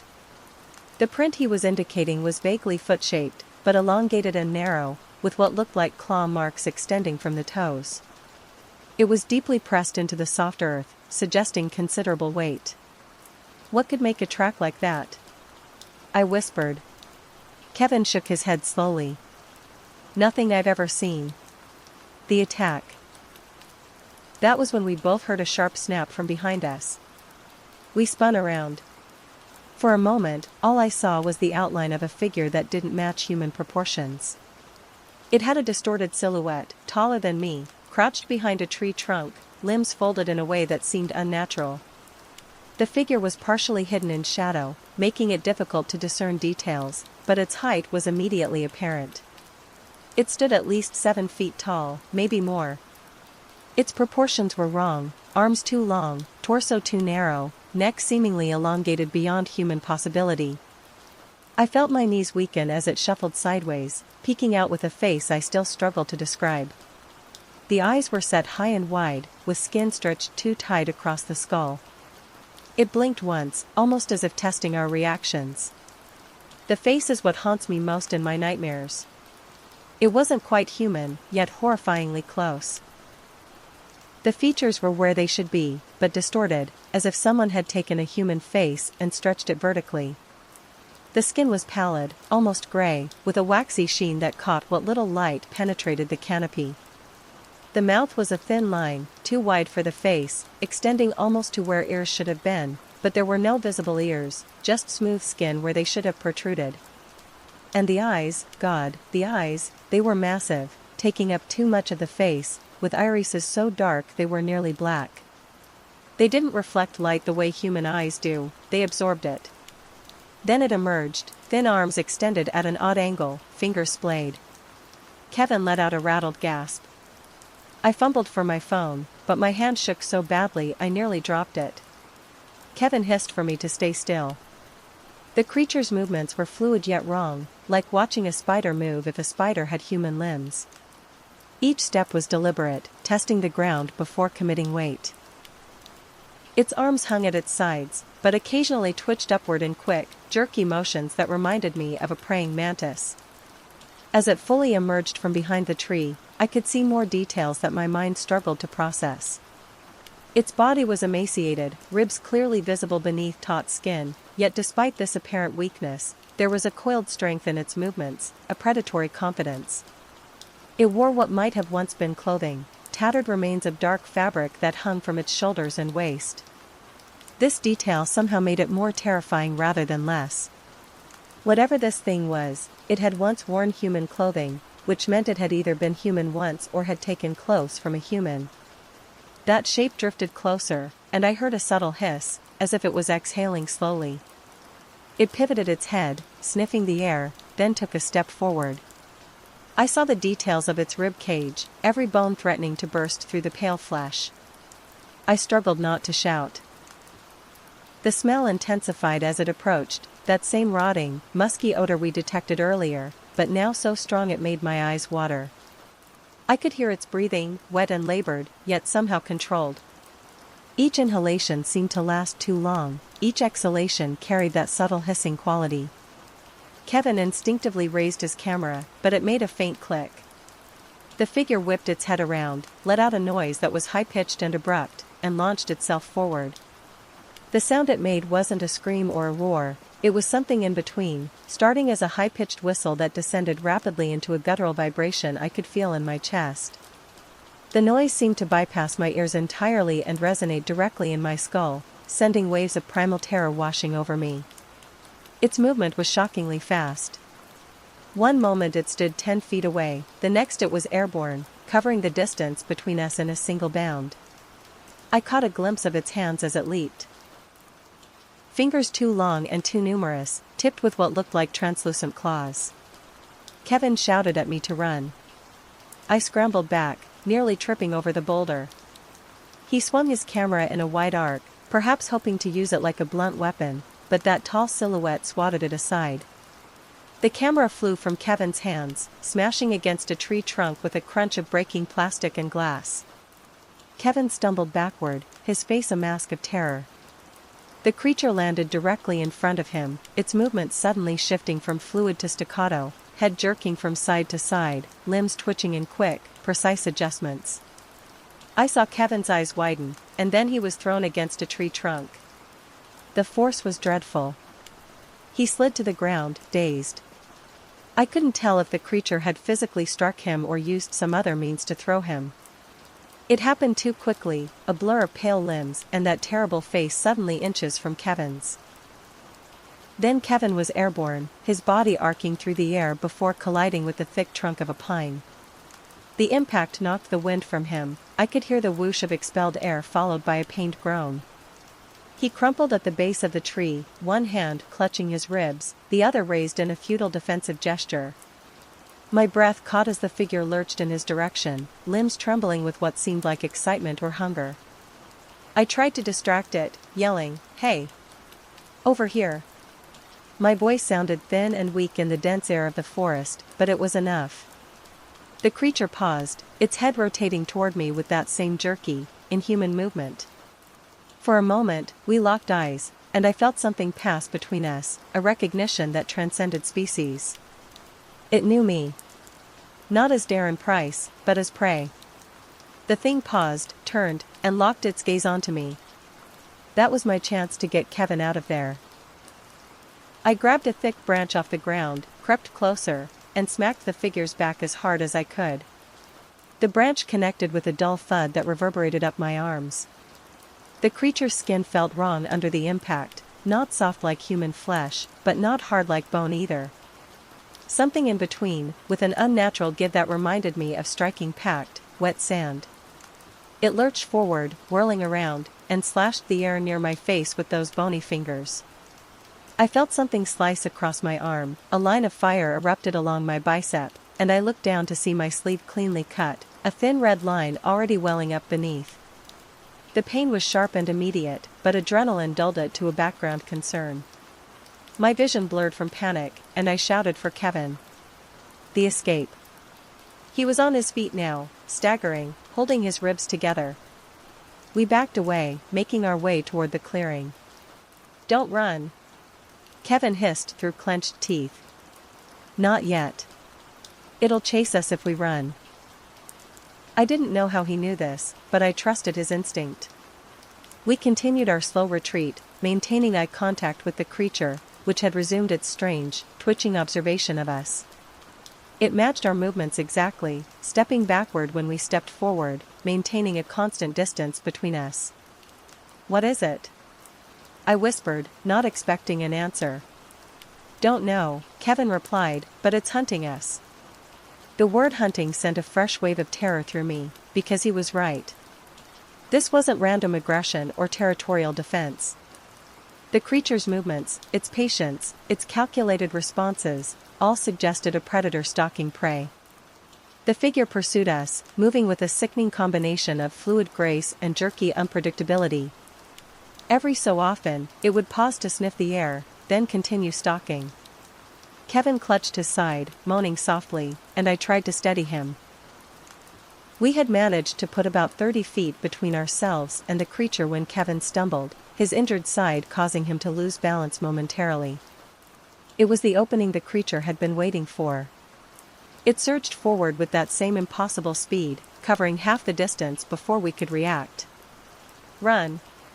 Kevin shouted, abandoning our measured retreat. "Now!" We sprinted downhill, stumbling over roots and stones. That thing paced us, though it stayed just far enough behind to remain half-hidden among the trunks. I could hardly breathe, my thoughts blurred into a single directive: survive. Running downhill through dense forest is treacherous under the best circumstances. With a predator on our heels and injuries slowing us down, it was nearly impossible. Twice I nearly fell, catching myself against tree trunks at the last moment. Kevin fared worse, his injured ribs limiting his mobility, forcing him to run with one arm wrapped protectively around his torso. The creature seemed to have no such difficulties. It moved through the forest with preternatural grace, flowing around obstacles that slowed us down. Yet it maintained that same distance, never quite closing the gap enough to attack again. It was almost as if it was enjoying the chase, prolonging our terror for its own satisfaction. "It's playing with us," I gasped to Kevin as we paused briefly behind a large fallen tree. He nodded, his face pale with pain and exertion. "Conserving energy. Waiting for us to tire." "What do we do?" I asked, my voice breaking with panic. Kevin scanned our surroundings frantically. "We need to break its line of sight. Find somewhere to hide." When we reached a bend in the trail, Kevin spotted a rocky outcrop with a narrow crevice. We squeezed inside. It was musty and cramped, barely enough room to stand. We held our breath, listening. The crevice was barely wider than my shoulders, forcing us to turn sideways to fit. It extended about 10 feet into the rock face before narrowing to a point too small for a human to pass. The walls were slick with moisture, and the air inside was stale and cold. Kevin pressed himself against the far wall, his breathing ragged and shallow. I positioned myself closer to the entrance, ready to, what? Fight off the creature if it found us? The thought was laughable. Our only hope was that it would pass by without noticing our hiding place. The scuffling steps outside paused for a heartbeat. I expected it to peer in with those wide-set eyes. Then the sound drifted away. We waited in tense silence, neither of us daring to speak or move. Minutes stretched like hours. My arm throbbed where the creature's claws had cut me, and I could feel blood trickling down to my wrist, but I didn't dare look at the wound or try to dress it. Any movement, any sound, might give away our position. Finally, after what must have been 15 minutes but felt like an eternity, Kevin whispered, "I think it's gone." "Are you sure?" I breathed back. "No," he admitted. "But we can't stay here forever." He was right. The crevice offered temporary shelter, but it was also a potential trap. If the creature discovered us here, we'd have nowhere to run. We waited a few more minutes before stepping out. The forest felt heavier, the quiet oppressive. We scrambled downhill as quickly as possible. Every shadow seemed to hide our pursuer, every rustle of leaves sent spikes of adrenaline through my system. But no tall, pale figure emerged from the trees, no inhuman face peered at us from behind trunks. Gradually, the forest began to feel more normal. Birds called overhead, small animals rustled in the undergrowth. No sign of that tall silhouette, but every branch overhead seemed menacing now, every shadow a potential trap. Kevin's side bled from a bruise that spread under his shirt, and my arm stung from a shallow cut. "Let me see that," Kevin said, gesturing to my arm when we paused by a small stream. I rolled up my sleeve carefully, wincing as the fabric pulled away from the congealing blood. The cut was clean and straight, about 4 inches long, but not dangerously deep. It had stopped bleeding for the most part, though it still oozed in places. Kevin rinsed it carefully with water from his bottle, then tore a strip from his spare t-shirt to bind it. "Not too bad," he assessed. "Probably won't even need stitches." I nodded, then pointed to his side. "What about you?" He lifted his shirt gingerly, revealing an angry purple bruise spreading across his ribs. "Nothing broken, I think. Just bruised." We both knew we were lucky. Whatever that creature was, it could have done much worse if it had wanted to. The question that hung unspoken between us was, why hadn't it? We pressed forward until the trail finally leveled out, leading us closer to the parking area. We burst onto the path near our car, panting. Kevin collapsed in the passenger seat, face pale.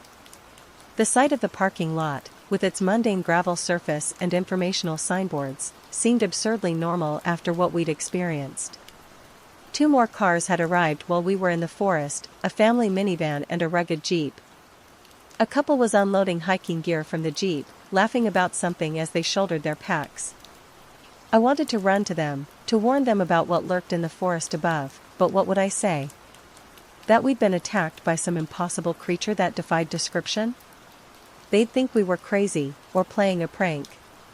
I started the engine and peeled out of there, gravel spraying from beneath the tires. The normalcy of driving, the familiar vibration of the engine, the pressure of the pedals beneath my feet helped ground me somewhat. But every time I glanced in the rearview mirror, I half expected to see that tall, pale figure emerging from the tree line. Reporting the unbelievable.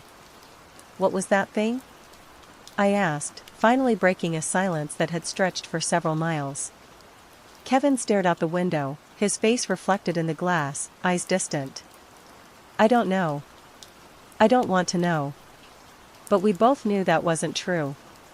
Part of us desperately wanted to understand, to categorize, to make sense of what we'd encountered, because the alternative, accepting that something existed that completely upended our understanding of reality, was too terrifying to contemplate. We didn't speak until we crossed a service road near the ranger station. When we told the rangers we'd found a lost backpack and some messed up footprints, they exchanged tense looks, then insisted on driving back with us. We refused. The ranger station was a small wooden building with a green metal roof. A flagpole stood out front, the American flag hanging limp in the still air. It looked absurdly ordinary, a bastion of bureaucratic normalcy in a world that had suddenly revealed itself to be much stranger and more dangerous than we'd believed. 2 rangers were on duty, a heavy-set man in his 50s with a salt and pepper beard, and a younger woman with short blonde hair and keen eyes. Their name tags identified them as Ranger Wilson and Ranger Chen. They looked up as we entered, their expressions shifting from routine welcome to concern as they took in our disheveled appearance and Kevin's pained posture. "You boys all right?" Wilson asked, rising from behind his desk. "Looks like you had some trouble out there." Kevin leaned heavily against the counter, his face pale and drawn. "We found something on the trail. Something concerning." Chen moved closer, her eyes quickly assessing our conditions. "Are you injured? Do you need medical assistance?" "I'm fine," Kevin said, though his grimace belied his words. "Just took a fall. But we found a backpack up there, and other items." "Signs of?" "I don't know, something bad." I handed over the phone we'd found, told them exactly where we had been, and urged them to bring an armed team. One ranger tried to reassure us, though his eyes betrayed worry. Wilson turned the dead phone over in his hands, examining it closely. "Where exactly did you find this?" I described the location as best I could, mentioning the boulder and the clearing. I told them about the scattered personal items, the slashed backpack, the strange footprints. What I didn't mention was the creature. Not yet. I needed to gauge their reaction first, to see if they might have any context for what we'd encountered. And you didn't see anyone up there? Chen asked, making notes on a pad. No injured hiker or anything like that? Kevin and I exchanged a look. Not exactly, I said carefully. Wilson's eyes narrowed slightly. What does not exactly mean, son? I took a deep breath. We saw something up there. It wasn't human. The Rangers exchanged a quick glance that I couldn't interpret. Wilson's expression hardened slightly, while Chen's became carefully neutral. Not human? Wilson repeated flatly. Like an animal, you mean? No, Kevin said, his voice stronger now. Not like any animal we've ever seen. He asked what we'd seen, but I just said, something big. Something you won't believe until you see it. I dropped Kevin off at the nearest hospital and got my arm patched up in the same ER. Chin leaned forward, her interest clearly piqued despite her professional demeanor. Can you describe this thing? I hesitated, searching for words that wouldn't make us sound completely insane. Tall. Maybe 7 feet. Thin. Moved wrong. Fast. It attacked us. I pulled up my sleeve to show the bandage covering my cut. It did this. And threw Kevin against a tree. Wilson's expression was unreadable. Sounds like you might have encountered a bear. Black bears can rear up on their hind legs, look mighty tall when they do. It wasn't a bear, Kevin said firmly. We know what bears look like. Mountain lion, maybe? Chen suggested, but her tone lacked conviction. They can be aggressive if cornered. It had hands, I said quietly. And a face. Almost human, but not. A heavy silence fell over the room. Wilson and Chen exchanged another significant look, some unspoken communication passing between them. Listen, Wilson said finally, his voice gentler now. You boys have clearly been through something traumatic. Adrenaline can play tricks on the mind, make things appear different than they are. We know what we saw, Kevin insisted, anger edging into his voice. Wilson held up his hands in a placating gesture. I'm not saying you didn't see something. I'm just suggesting that in moments of extreme stress, perception can be unreliable.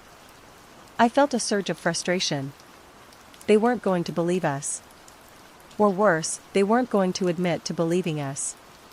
We'll send a team up to investigate, Chen assured us, her tone professional but sympathetic. And we'll file a report about the items you found. If there's someone missing up there, we'll find them. Send an armed team, I emphasized. Whatever's up there is dangerous. Wilson nodded, but I could tell he was humoring us rather than taking the warning seriously. We always go prepared for wildlife encounters. Now, we'll need your contact information for the report. We provided our details mechanically, the interaction now feeling like a formality rather than a meaningful exchange of information. They weren't going to listen. They weren't going to be prepared for what they might encounter. As we turned to leave, Chen called after us, one more thing.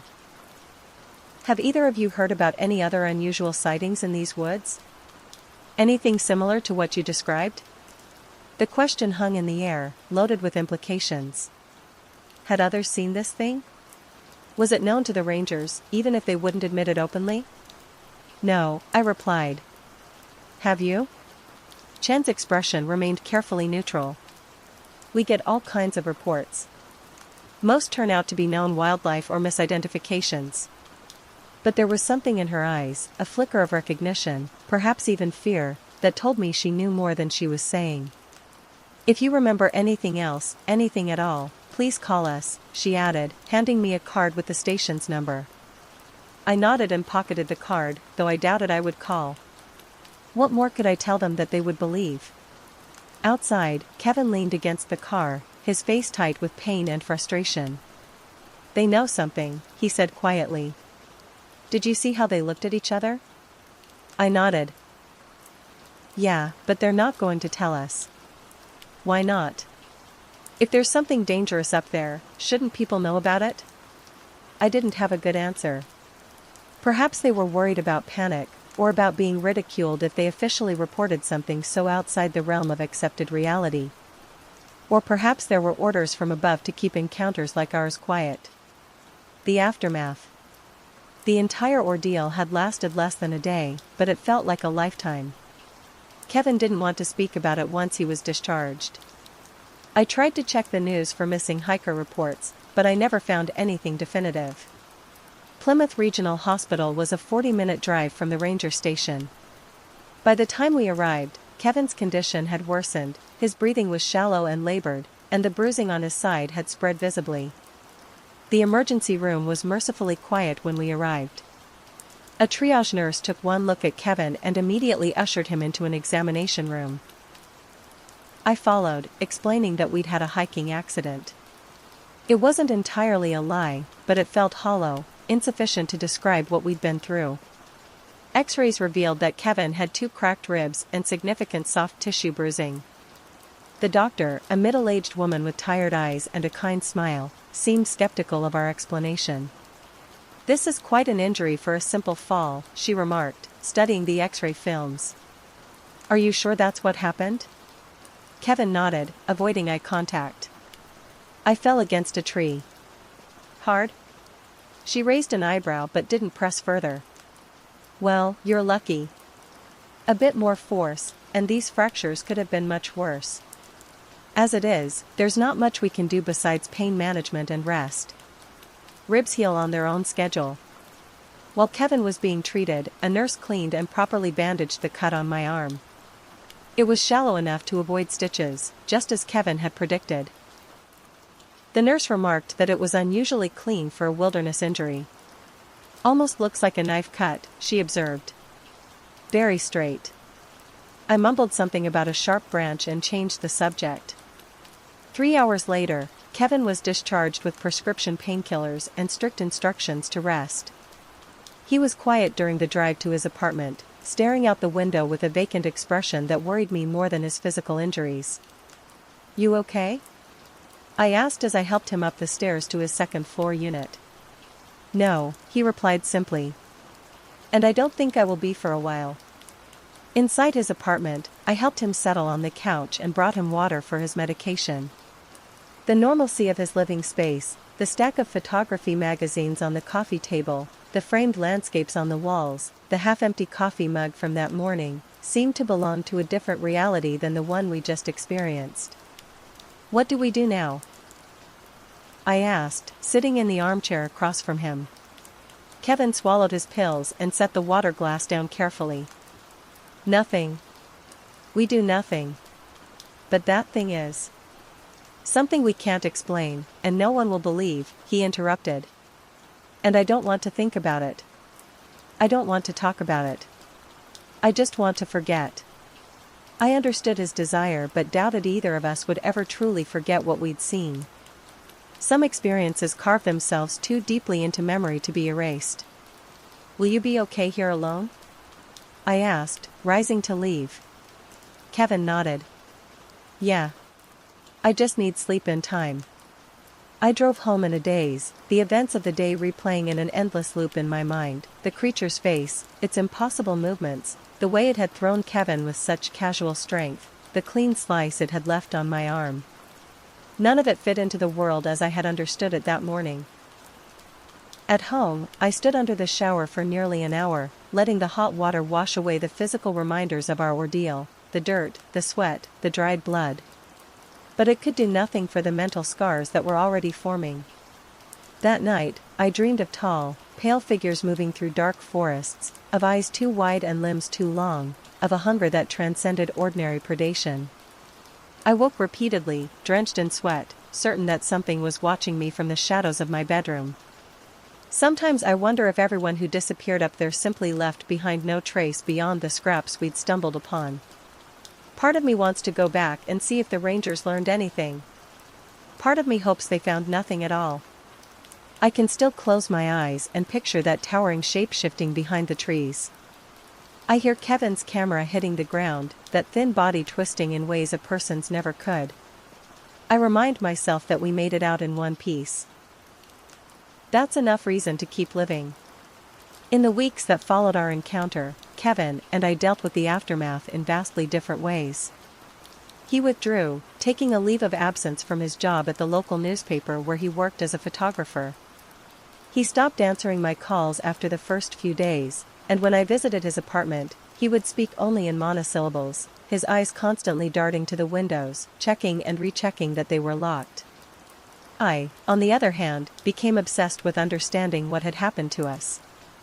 I scoured the internet for similar encounters, for explanations, for any shred of information that might help me make sense of what we had seen. I read about cryptids and folklore, about psychological effects of trauma, about rare but documented predators. Nothing matched what we had experienced. About a month after the incident, I drove to the public library in Concord and spent hours going through microfiche records of local newspapers. I was looking for patterns, missing persons reports, unusual animal sightings, unexplained phenomena in the White Mountains region. What I found disturbed me more than I had anticipated. Over the past 30 years, there had been at least 17 documented disappearances in the Franconia Notch area. Most were attributed to exposure, accidents, or hikers wandering off trail, but a few cases remained open, with no bodies ever recovered, no explanation ever provided. In 3 separate incidents spanning the past decade, hikers had reported encounters with what they described as an unusually tall individual on remote sections of trail. The reports were brief, buried in larger articles about wilderness safety, easily dismissed as encounters with particularly tall hikers or cases of mistaken perception in the disorienting forest environment. But I knew better now. Unanswered questions. I tried contacting the rangers again, specifically asking for Chen, whose card I had kept. When I finally reached her by phone, her voice became guarded as soon as I identified myself. "Mr. Price," she said, her tone professionally neutral. "What can I do for you?" "I wanted to follow up on our discovery," I said carefully. "Did your team investigate the area we mentioned?" A pause, long enough to be telling. "Yes, we sent a team up the following day. They recovered the backpack and some other items." "And," I pressed, "did they find any sign of what we described?" Another pause. "Mr. Price, the team found evidence of black bear activity in the area. We believe that's what you and your friend encountered." It was a prepared answer, delivered too smoothly to be spontaneous. "That wasn't a bear," I said flatly. "Perception in stressful situations, Ranger Chen," I interrupted, "please don't insult my intelligence. That thing had hands. It walked on 2 legs. It moved unlike anything natural." Silence stretched between us. When she spoke again, her voice was lower, less official. "Mr. Price, I can't. My official report states that you encountered wildlife, likely a bear. That's all I can say on a recorded line." My pulse quickened. "And unofficially?" She sighed, a sound heavy with something I couldn't quite identify. "Unofficially, I'd suggest you put this behind you. Be grateful you and your friend made it out. Some haven't been so lucky." "So you know there's something up there," I pressed. "Something that isn't a bear or a mountain lion or any known animal?" "I didn't say that," she replied quickly. "And if anyone asks, this conversation never happened. Good day, Mr. Price." She hung up before I could respond, leaving me with more questions than answers, but also with the uncomfortable certainty that the rangers knew more than they were willing to admit publicly. I tried to contact Kevin again that evening, thinking he deserved to know that our experience wasn't isolated, that there was some official awareness, however veiled, of what lurked in those woods. But his phone went straight to voicemail, and when I drove to his apartment, a neighbor informed me that he had moved out the previous week, leaving no forwarding address. I haven't heard from Kevin since. Sometimes I check social media, hoping to see him posting photographs again, living some semblance of a normal life, but his accounts have been dormant since our encounter. It's as if he's trying to erase himself, to become as invisible to the world as possible. I understand the impulse, even if I can't bring myself to follow the same path. For my part, I've tried to resume my normal life. I go to work, I socialize, I engage in the routines that define ordinary existence. But something fundamental has changed within me. I no longer see the world as a mostly knowable place governed by understandable rules. Now I perceive it as a thin veneer of comprehensibility stretched over vast, dark unknowns.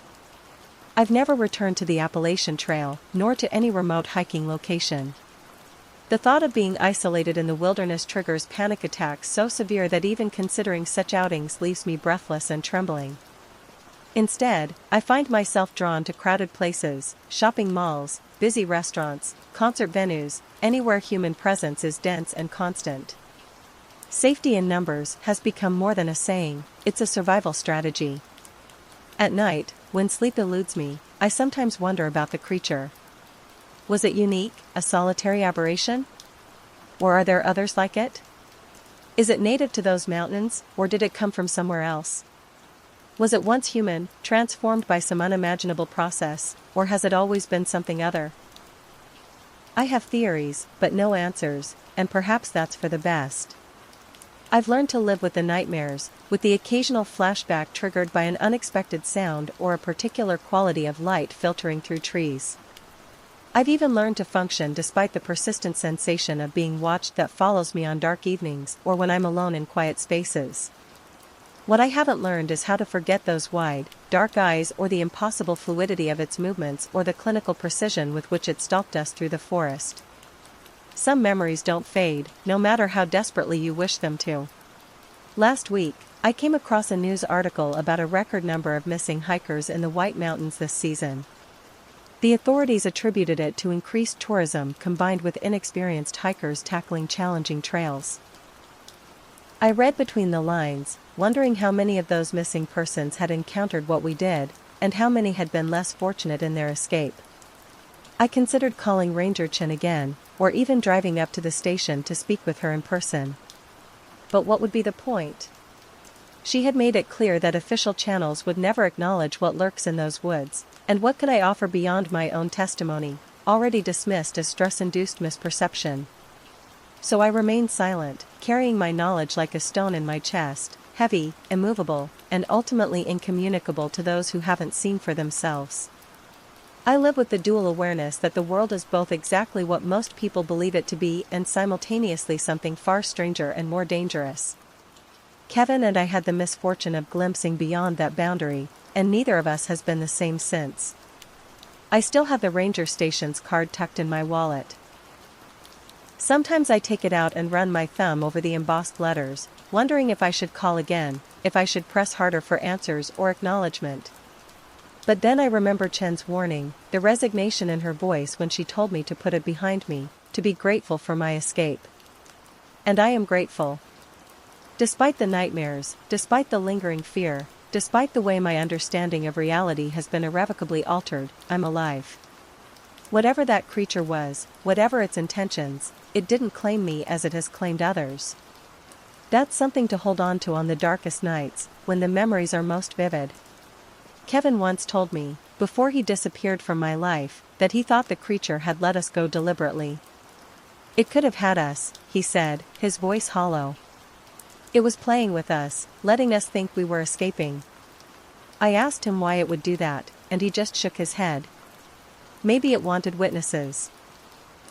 Maybe it wanted us to tell others, to spread the fear. Or maybe it just wasn't hungry enough that day. I don't know if he was right. I don't know if we genuinely escaped or if we were released for some unfathomable purpose. All I know is that we walked into those woods as two ordinary people with ordinary concerns and ordinary futures stretching ahead of us, and we walked out changed, carrying knowledge no one should have to bear. If you're reading this, take it as a warning, the world is not what you think it is. The wilderness is not empty, and some things that hunt in the shadows cannot be explained by science or rationality. Stay on the marked trails. Don't venture out alone. And if you see a tall, thin figure watching from between the trees, run. Run and don't look back. And that's the last thing I'll say about it. Not because there isn't more to tell, but but because some stones are better left unturned. Some doors better left closed. We made it out alive. That has to be enough. But sometimes, on the edge of sleep, I hear that high, thin sound, not quite a whistle, not quite a scream, and I wonder if it's just memory, or something more immediate. I wonder if what we encountered that day has found me again, if it's been watching all this time, waiting. And I wonder if next time, escape will be possible. For now, though, I live. I breathe. I continue. That's all any of us can do in the face of mysteries too vast and terrible to comprehend. We survive. And in surviving, we triumph, however temporarily, over the darkness that waits beyond the edge of firelight. My name is Darren Price, and this happened to me in 2008 in Franconia Notch, along the Appalachian Trail. Remember my story when you venture into the wild places of the world. Remember that not all predators are known to science, and remember that some who disappear leave behind nothing but scattered possessions and unanswerable questions. Stay safe. Stay vigilant. And if you hear something moving through the undergrowth that doesn't sound quite right, don't dismiss it as imagination. Some nightmares walk in daylight. Marshall's Mount Rogers encounter. Footprints in the mud caught my eye, each step pressed deep, as if made by something heavy and cunning. My heartbeat drummed in my ears when I realized they ran parallel to my campsite, not away from it. I wanted to dismiss it as some stray animal passing by, but the prints were shaped strangely, with splayed-out toes that hinted at raw power. That sign alone was enough to make me question everything I thought I knew about this place. My name is Marshall Gregory, and this happened to me back in 2012 near Mount Rogers in southwestern Virginia, along the Appalachian Trail. I'd come alone because I wanted to prove that I could handle a solo hike. I thought the Appalachian Trail would give me stories to share back home. Tales of rugged trails, random encounters with other hikers, and maybe a few nights under the stars. I set up my small tent on a patch of flat ground not far from a winding creek. The day had been peaceful, and I'd even managed to boil some rice over my portable stove. After dinner, I decided to walk around for a bit, see if I could spot any wildlife before dark. I found those oversized footprints about 50 yards from my tent in a muddy section bordered by thick brush. They were fresh, deep, and unlike anything I'd seen before. An unsettling night. I returned to my tent and tried to steady my nerves. A buddy of mine, Nick, had teased me before I left. He had warned me not to wander off trail and told me more than a few legends about unexplained sightings. I dismissed them, of course, but those footprints stuck in my head.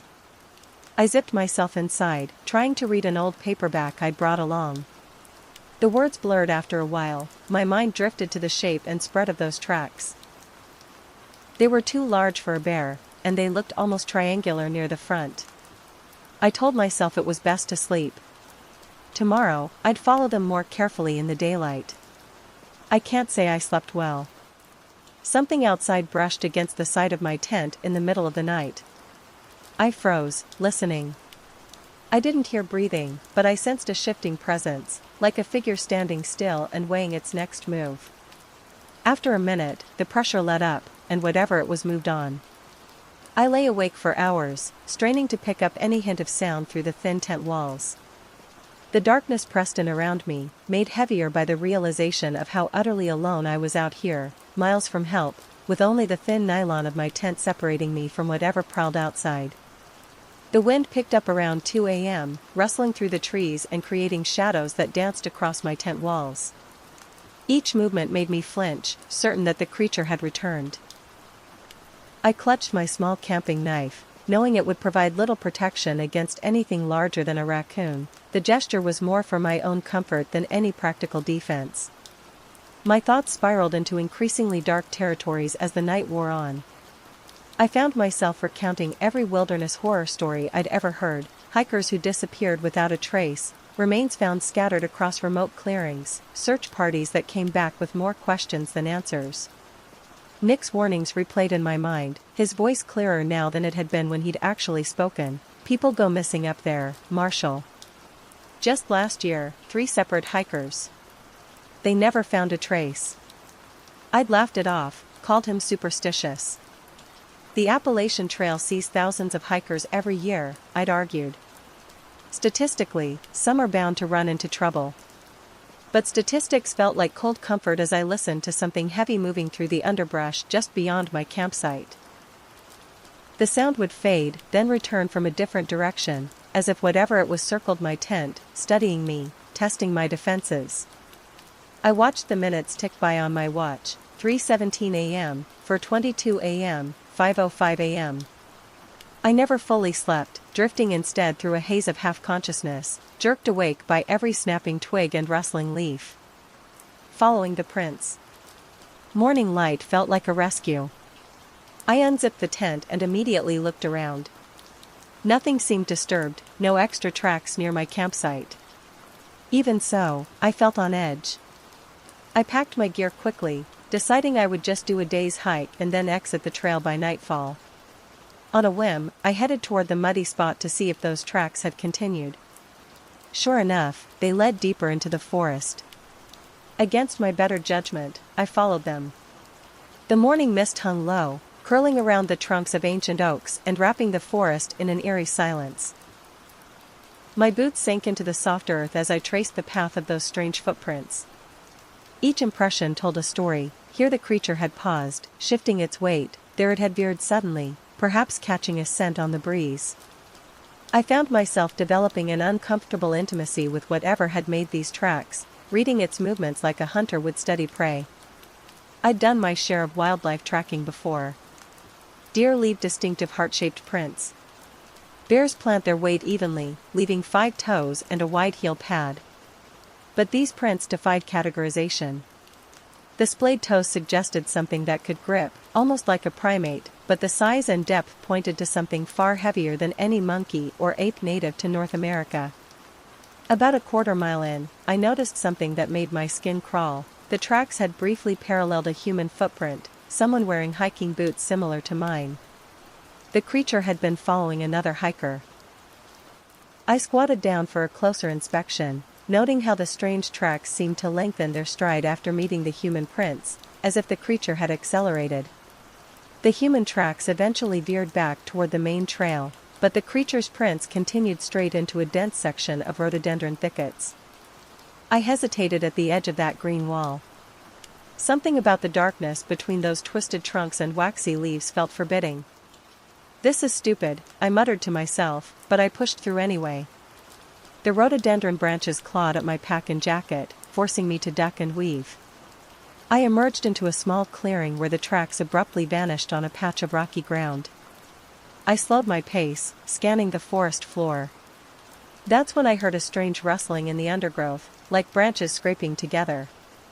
In a sudden jolt, I crouched behind a fallen log, curious yet terrified. My eyes darted around, searching for the source. Then I saw it. In profile, behind a cluster of birch trees, maybe 40 feet away, the figure looked tall, taller than a tall man, and covered in coarse, dark hair.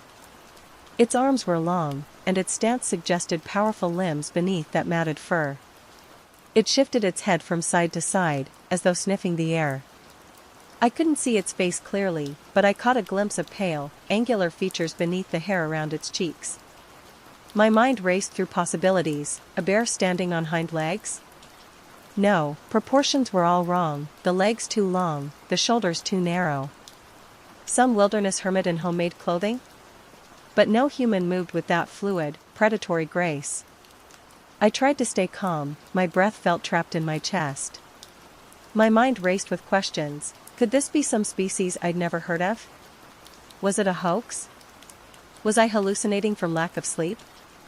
The creature moved with deliberate caution, stopping occasionally to examine something on the ground. It seemed to be tracking something or someone. With dawning horror, I realized it might be following the same hiker whose boots had left impressions in the mud. I felt a pang of guilt. Should I call out a warning? But that would reveal my position. My breathing quickened as ethical dilemmas collided with self-preservation instincts. Before I could decide, the figure dropped low, as if studying something on the ground. Then it lurched forward, scrambling between the birch trees with surprising agility. I stayed crouched, heart hammering. Part of me wanted to run, but I worried my sudden movement would draw its attention. Minutes passed in tense silence. I thought maybe it had moved on, so I rose to my feet. That was a bad idea. The thing came back into view, and this time I could see more detail. Its face had a broad, flat nose and jaw muscles that seemed unusually pronounced. It supported itself with one arm on a tree trunk, scanning the area in quick, jerky motions. Then it took a few steps toward me. I dropped down again, pressing my body into the earth. I kept expecting to hear some sharp exhalation or hiss, but it was eerily quiet. I didn't move for a long time. I was afraid even to blink, convinced my eyelids might make too much sound. The creature paused, nostrils flaring. It was close enough now that I could see the rise and fall of its chest with each breath, could make out the thickness of the fur around its shoulders and the paler coloration of its face.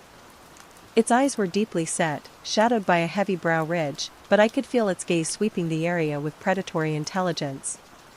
There was something profoundly unsettling about its silence, no vocalizations, no grunts or growls, just methodical, patient movement.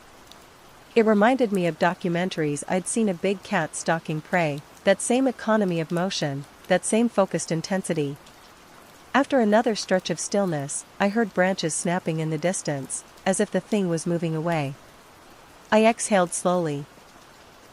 I was certain I should backtrack to my car, but a wave of misguided curiosity pushed me forward. I wanted some measure of proof, even if it was just seeing it once more, so I could tell Nick I wasn't losing my mind. I followed a small clearing, hoping to circle around and maybe spot it again from a safer vantage. That's when I caught sight of a half-eaten deer carcass by a large rock.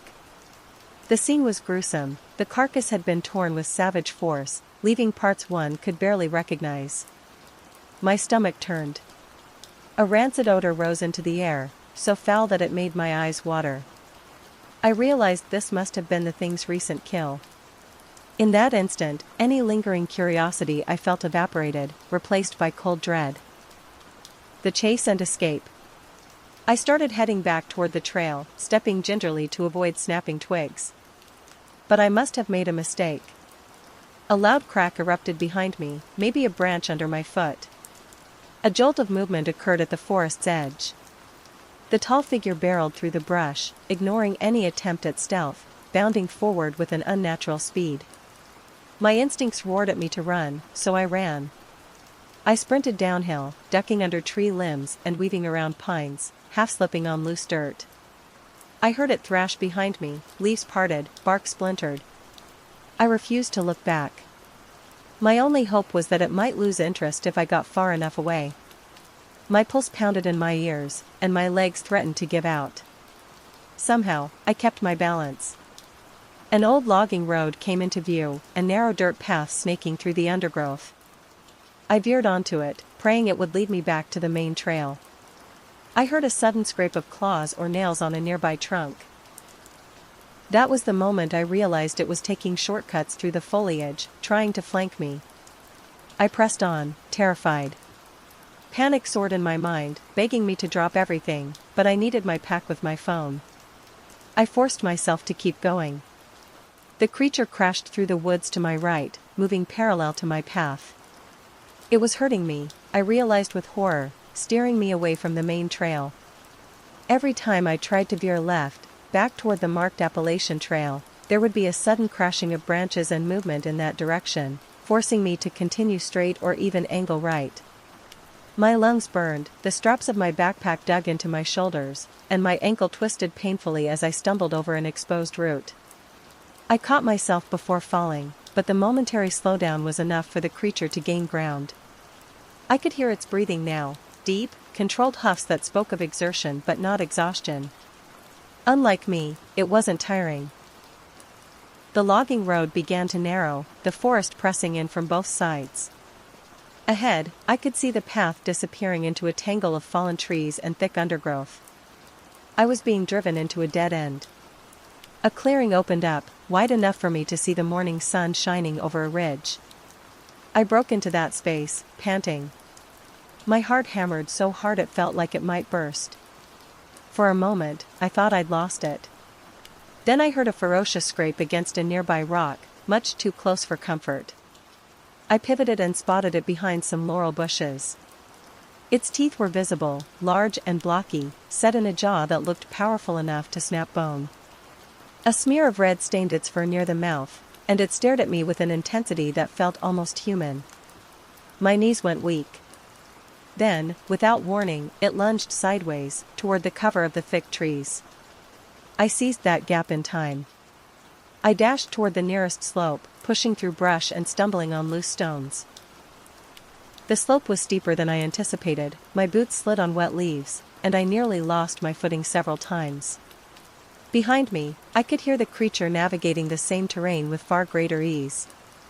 It moved like it had been born to this landscape, while I floundered like the intruder I was.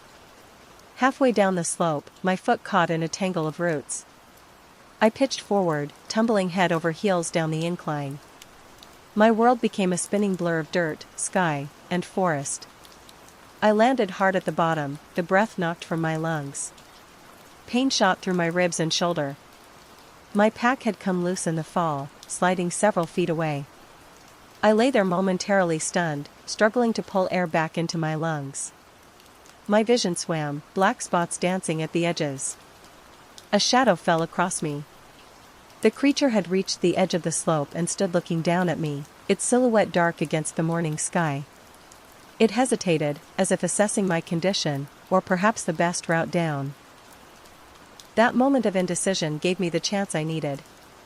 I staggered to my feet, ignoring the screaming pain in my ribs, and lurched toward my pack.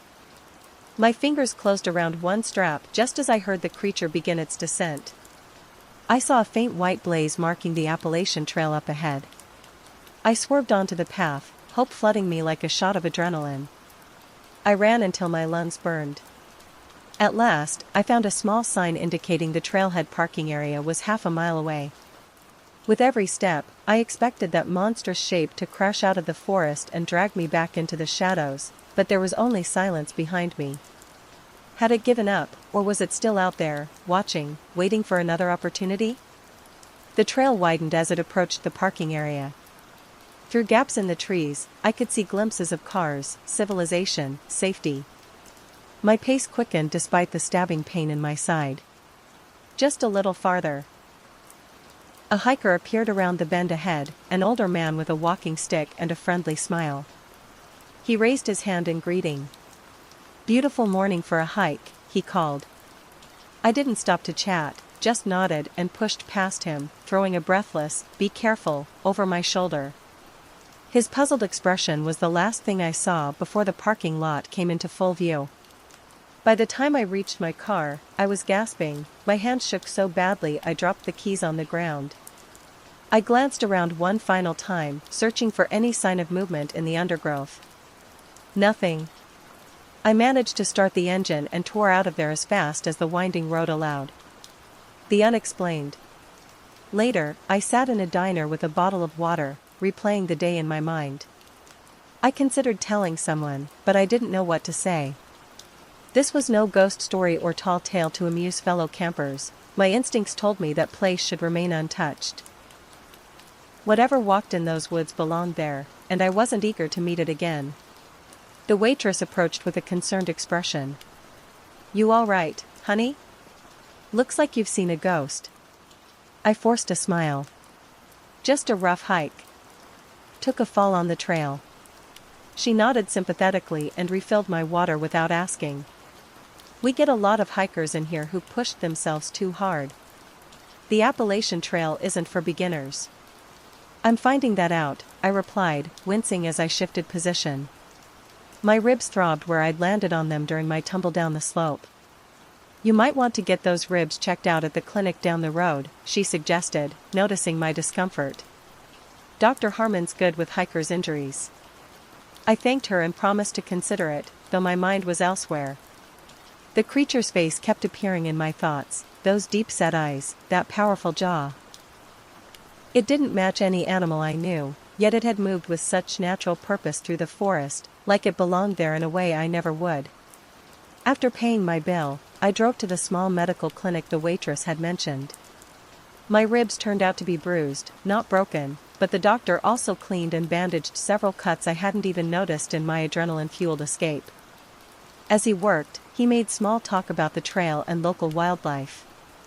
"See anything interesting out there?" he asked casually. I hesitated. "Just the usual. Some deer tracks. Birds."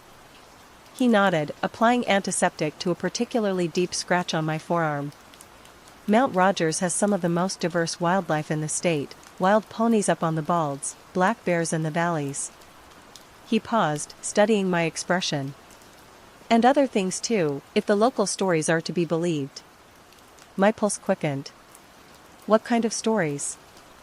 The doctor shrugged, taping down a bandage. "Oh, just old mountain tales. Every region has them. The Cherokee had legends about a forest demon they called Nanyunui. Settlers later had their own stories about something they called the woolly booger."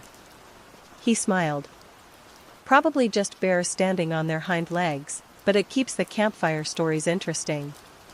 I wanted to tell him that what I'd seen was no bear, but I kept quiet. Even to my own ears, my experience sounded impossible, the product of fear and exhaustion. And yet, those footprints had been real. The deer carcass had been real. The calculated way it had herded me away from the main trail had been too intelligent for any ordinary animal. Back in my motel room that evening, I opened my laptop and searched for information about regional cryptids and unexplained phenomena in the Appalachian Mountains. I found myself falling down a rabbit hole of forum posts, blurry photographs, and first-hand accounts from hikers and locals spanning decades. Some described creatures that sounded nothing like what I'd seen: wings, glowing eyes, impossible proportions. But others sent chills down my spine with their familiar details: the height, the powerful build, the unusual gait, the strategic intelligence, the silence. One post from 2010 described an encounter less than 10 miles from where I'd been. It followed me for 2 days. Never showed itself fully, just glimpses through the trees. I'd set up camp and hear it circling after dark. By the third morning, I packed up and left the trail for good. Whatever it was studying me, learning my habits. I got the feeling it was just waiting for me to make a mistake. I closed my laptop, unsettled.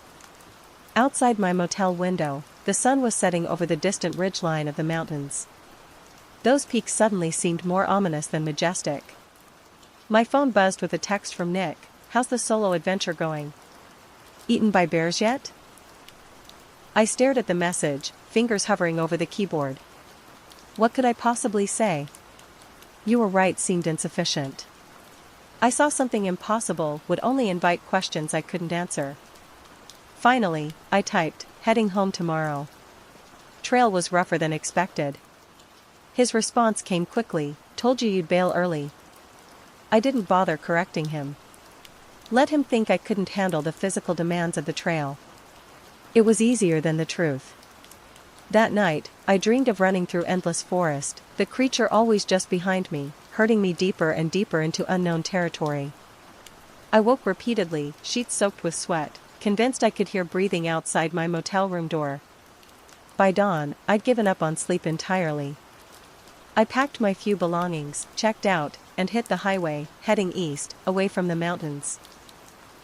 In my rearview mirror, the blue ridges of the Appalachians receded, but the memory of what I'd encountered there refused to fade with distance. Now, whenever I think of that day, I recall the silent focus in its eyes and the cold certainty that it meant to hunt. It reminds me that we know less about the wilderness than we imagine. I can't unsee that face or forget the raw strength of what I witnessed.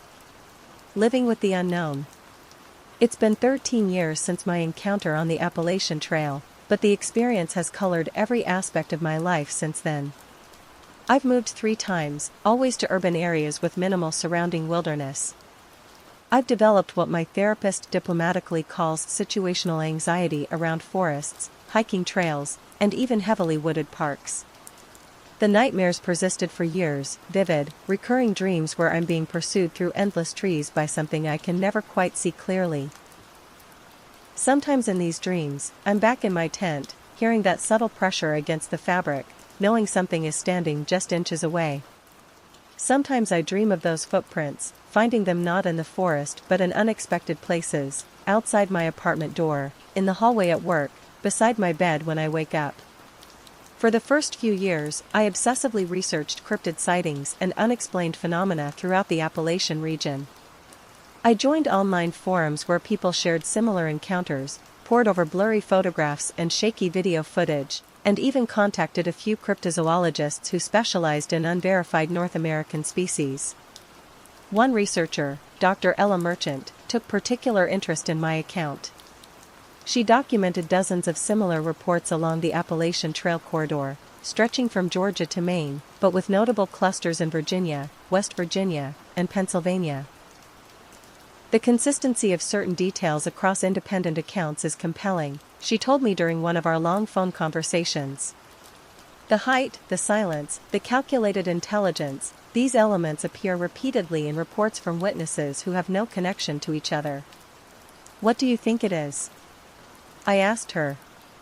I think, she said carefully, that North America is vast, with millions of acres of remote wilderness. We discover new species every year, usually insects or small amphibians. Is it so impossible that something larger has avoided scientific documentation? Her words offered cold comfort. If she was right, then what I'd encountered was real, which meant it was still out there. 5 years after my encounter, Nick, the same friend who had warned me about unexplained sightings, suggested we take a camping trip to the Blue Ridge Mountains, about 100 miles north of where I'd had my experience. It'll be good for you, he insisted. Face your fears and all that. Besides, I'll be with you this time. Against my better judgment, I agreed.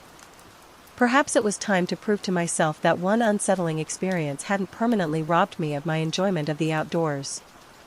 We planned a simple overnight trip to a popular campground, nothing remote, no backcountry trails.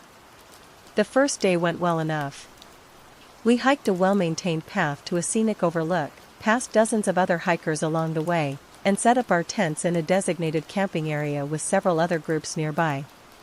The constant presence of other people kept my anxiety at manageable levels. But as darkness fell and our fellow campers retreated to their tents, the old fear began to creep back. The surrounding forest seemed to press closer, the shadows between trees deepening into impenetrable blackness. Every snapping twig or rustling leaf sent my heart racing. Nick noticed my tension. You really are spooked, aren't you? What happened on that solo trip? I'd never told him the full story, just vague references to getting lost and having a weird experience. Sitting by our dying campfire, with the night closing in around us, I finally relented and told him everything, the footprints, the creature, the chase, the research I'd done since. He listened without interrupting, his expression growing more serious as my story unfolded. When I finished, he was quiet for a long moment, poking at the embers with a stick. I believe you, he said finally. They were the 3 words I hadn't realized I desperately needed to hear. You do? He nodded.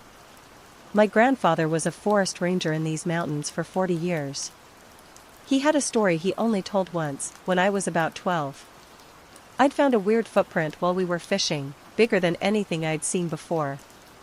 When I showed him, his face went white. Later that night, he told me about something he'd encountered during a winter patrol in '78, something that matched what you just described. Nick stared into the dying fire. He made me promise never to go into the deep woods alone.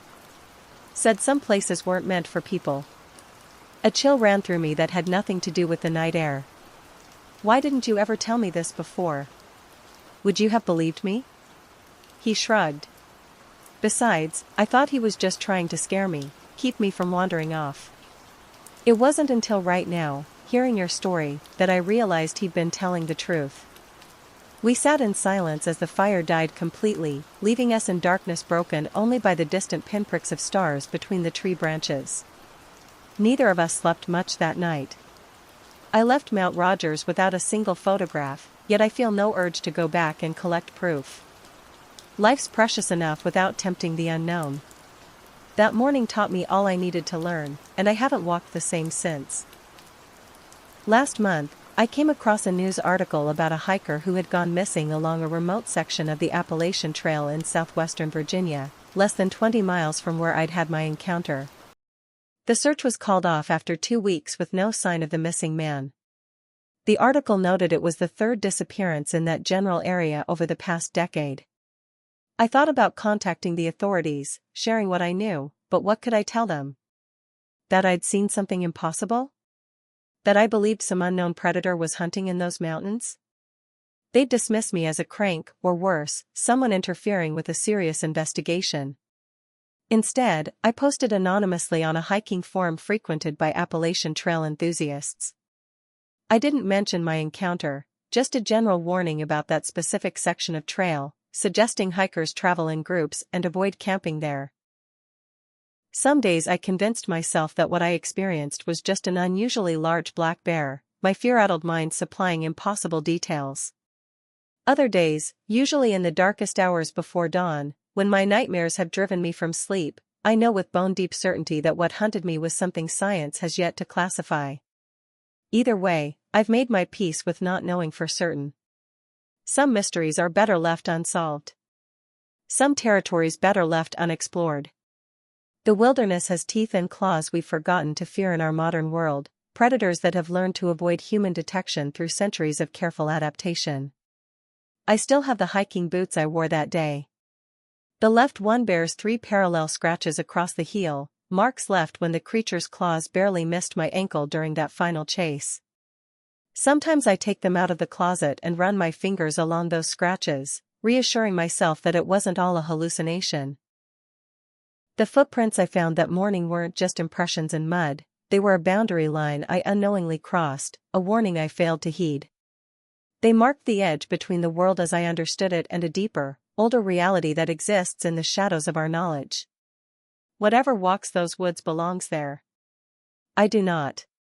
And so I keep to well-lit paths and populated areas, carry bear spray even on short nature walks, and never hike alone. Some lessons, once learned, can never be unlearned. Some footprints, once seen, can never be unseen.